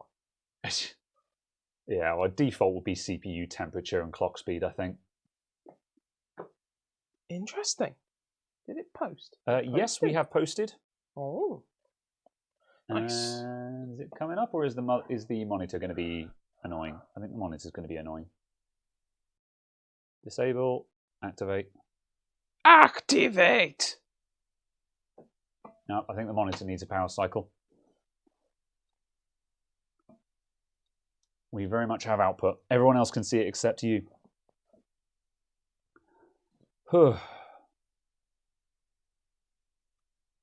Nope, okay, just power cycle the monitor. I did. Oh, okay. Understandable, have a terrible day. Right, I'll say, I'm reactivating again.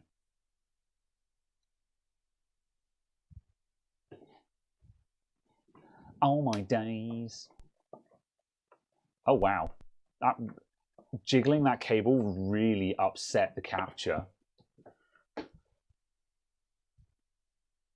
Try just pushing the HDMI cable up a little bit, because it is in a HDMI to DVI adapter, because I think that's what's upsetting it. Going through an adapter is making it not detect properly. The monitor thinks it has a signal, there's just no picture.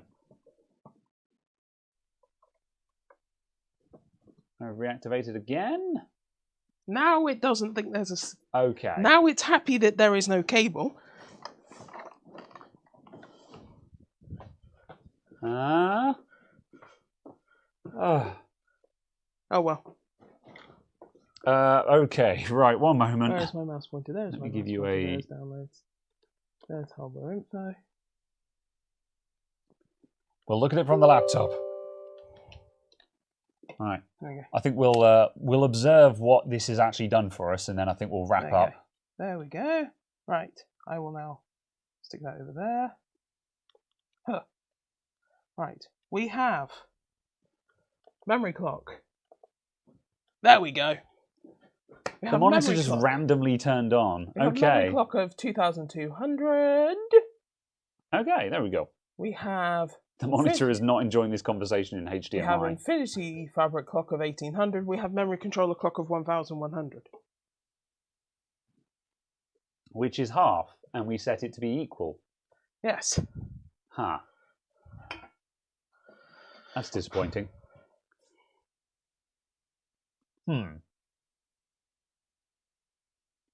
Because I was going to be exceedingly impressed that it had booted 4400. Yeah. What? No, don't know. In that case. What? Much confused. Welcome to the world of overclocking motherboards. They're supposed to be good at this and do what you tell them to, no more, no less. But yeah. Yeah, all right. Well, I think we'll give it one more shot. If not, I think we might have to wrap up, just because, again, this is to the point where we start spending half an hour to get one setting to change and take, and then we do another benchmark, and an hour later the number has gone up ever so slightly, and it's like, that is off.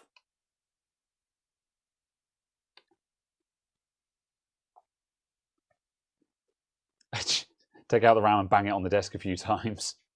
It's not the RAM. XFR enhancement, maybe. What's XFR? Extra frequency range. It's the Ryzen 2000 version of PVO. All right. F9 UCLK. Oh my god! Hang on a sec. Let me. Does that say equals mem clock? There we go. UCLK equals memclock. Yeah, that's very much set to equals memclock. See, what might be more helpful is if we can find where that is, because your search memclock did not find any results.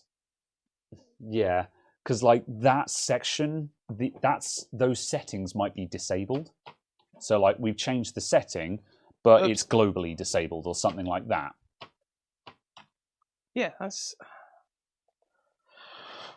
Someone said earlier on to check in the DDR4 timings page. I go to Goofy Balls of Fire says, that's why I don't bother with this. You don't have the patience to fine-tune that many settings. Yeah, well, that's the thing, is you can actually gain a lot of performance if you go through this. But I definitely hear what you're saying. It's one of the reasons why I've not done a lot toward this. You definitely have to have an interest in going faster and line goes up. So it's interesting from a tuning perspective of make it go fast, make the number bigger for the sake of bigger numbers. But yeah, certainly it's very frustrating when you're telling the board to do something and it's not doing something. I think that's what makes this particularly egregious. It's like, we found the setting and we told it to do the thing.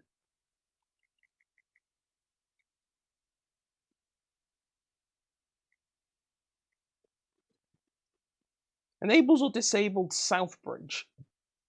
Huh. Enables but the information for it is called enables or disables south bridge. But the setting is called promontory presence. Presence even. Maybe promontory was a code name? Or something? Where the hell? CBS, UMC, DDR4 timings, apparently. Oh, hold on. Advanced. AMD CBS. UMC. UMC. DDR4 timings. DDR common options? Yeah. DRAM timing? Configuration? Enabled? Oh my god, really? Here's all the timings. No, these are just timings. Memory clock speed. That's just memory clock speed. Yeah. DRAM controller configuration. No. DRAM power options. No, no.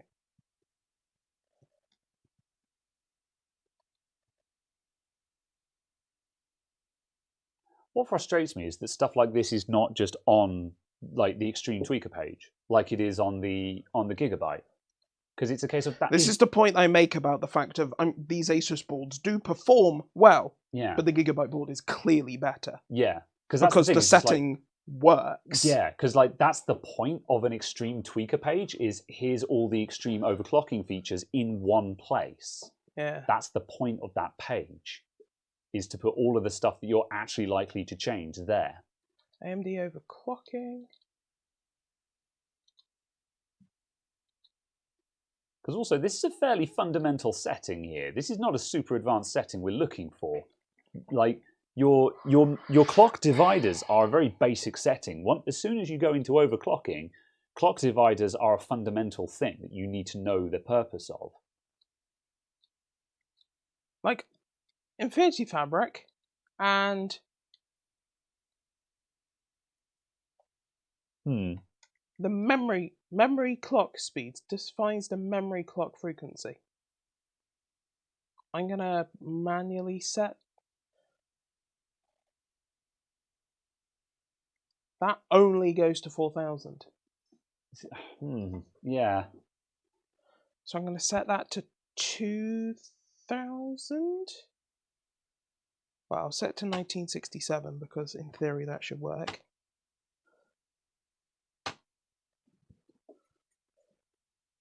All right, I think this is our Hail Mary. Yeah. Otherwise, we're going to have to throw in the towel, because we've been dicking around with this for nearly an hour now without actually doing anything. And if you haven't actually done anything in an hour, it's probably time to end the stream. Yeah. So, yeah. It is vexing, though, because like we've found the setting, we've done the thing that we were supposed to do, and it's not working. That's that's annoying. Yeah. I think that's what makes this frustrating. Also, what makes it very confusing. Oh, that might be the option. What makes you say that? Does it feel faster or something? No, it feels error correcting. No, that was the actual memory clock. Yeah, that memory clock option is the memory clock option. Yeah. And the memory clock... Is it set to 4000? No, it's set to 1966, which is what I set it to. Oh, okay, yeah. Because 2000 for memory clock was what you were targeting. Yeah. But 2000 is 2000 and above is like top 1% of 5950Xs. Yeah. And the board can't help you with that. Yes. But like 1966-ish, 1933, that sort of range, I can't remember exactly what the numbers are. That should be achievable. It's like top 5%. Okay, so I'm like, it should, in theory, it's got a way higher likelihood of working, but that makes zero damn sense. Yeah. I think this is. It seems like a case where, given time to systematically look through and learn the BIOS. Also, there's no reset button. That's marginally annoying. Oh yeah. Given time to learn the board and learn the BIOS, we could probably find a lot of these things, but it's certainly less intuitive than the cheaper motherboard kind of thing, which is a bit annoying. Yeah. That's weird. I wonder if this is a case of because memory overclocking is underrated as well. Like perhaps this BIOS is more geared towards CPU overclocking, which is what most people care about, despite the fact that, as demonstrable here with AMD, going balls to the walls on memory speed does get you more performance. Yeah, absolutely. It's just weird though. Night Fusion says he'll ask the Asus overclocking dude. So yeah, fair enough. Thank you very much. So yeah, we'll see if we can get back to you guys on this. Yeah, absolutely. I will chuck a new BIOS on this. Yeah. And then search and set the option again and just see if it was somehow broken on this BIOS release. That's true, yeah. Because it's a bit of a weird option. Yeah, an actual option being added and removed between BIOS versions is pretty rare, but an option being broken between BIOS revisions, that's entirely plausible. Certainly on a board like this. Yeah. Where I'd expect them to release BIOS updates reasonably fast because they'll be very much kind of beta circle BIOSes. Yeah. So, yeah. That makes more sense. That's fine. Cool. Fair enough. I'll do that and then I'll let you know. Yeah. Very well. Let's wrap up then. Kids PC soon. And what's on the cards for next week? I'm not sure at the moment. We didn't have anything lined up for this week except Caradog was just like, I have a lot of stuff to shuffle around, and I was like, cool, that's a show. So yeah, I'm not. I think I had something in the back of my brain, but I put it off to one side because it was just a filler episode or something. So yeah, we'll find something. I'm not going to think about it now because my brain is mush. So yeah, more so than usual at the end of a stream. So yes. Oh my God. Just pity me. Pity me. Thanks. They're there. But please do enjoy my fabulous pictures. Yes, indeed. Which are the 90% of the screen space. Yes. They are hecking good pictures. Right. Okay. Anyway, we are off. So thank you very much for tuning in, everyone. So yeah, it's been a long one today where we were dicking around with this. It's a bummer because it would have been nice if we could actually start getting some tuning done on that and actually sort of show here's the settings that you should start looking for if you want to start tuning your memory. Yeah. And here's the kind of differences you can expect from it. Yeah, absolutely. That would have been legitimately interesting. Like, I feel like we could almost say, well, let's do a podcast on that, but let's do some pre-testing so we've got stuff that we know is going to work. Oh, yeah, absolutely. But it's also nice to actually have this kit of RAM. I was going to say, we've certainly... Yeah, the difficulty for doing shows and videos like that is actually having the hardware to do it with. Yeah. And we do actually have the hardware on hand at this moment in time. Yeah. Because, Caradog doesn't have immediate plans for this hardware. It's just some stuff that he picked up. Yeah. So, yeah. Very good. Right. Okay. Thanks for tuning in, everyone. I will see you next week. Thanks for the get well messages. Caradog, don't catch it. Yeah. Good luck. It's not COVID though. So I've got to do another test this evening because my family's coming to visit tomorrow. But yeah, so far I've done 2 COVID tests and they've come up clear. So I would have been legitimately pissed off if it had been COVID, just because I've been constantly mask wearing and stuff like that. And I'm like, motherfucker, I was actually making the effort and still caught it. Fingers crossed, so far I've still dodged it. Anyway, I've enjoyed this conversation in English. Indeed, as have I. You need to do the stopping of the streaming. I do. I will stop the stream now. Thank you all. See you next week. Thanks for the super chats. Thank you for the likes and the follows and the etceteras, etceteras. We'll see you all next week. Bye for now, everyone. Goodbye. Toodles. Ciao.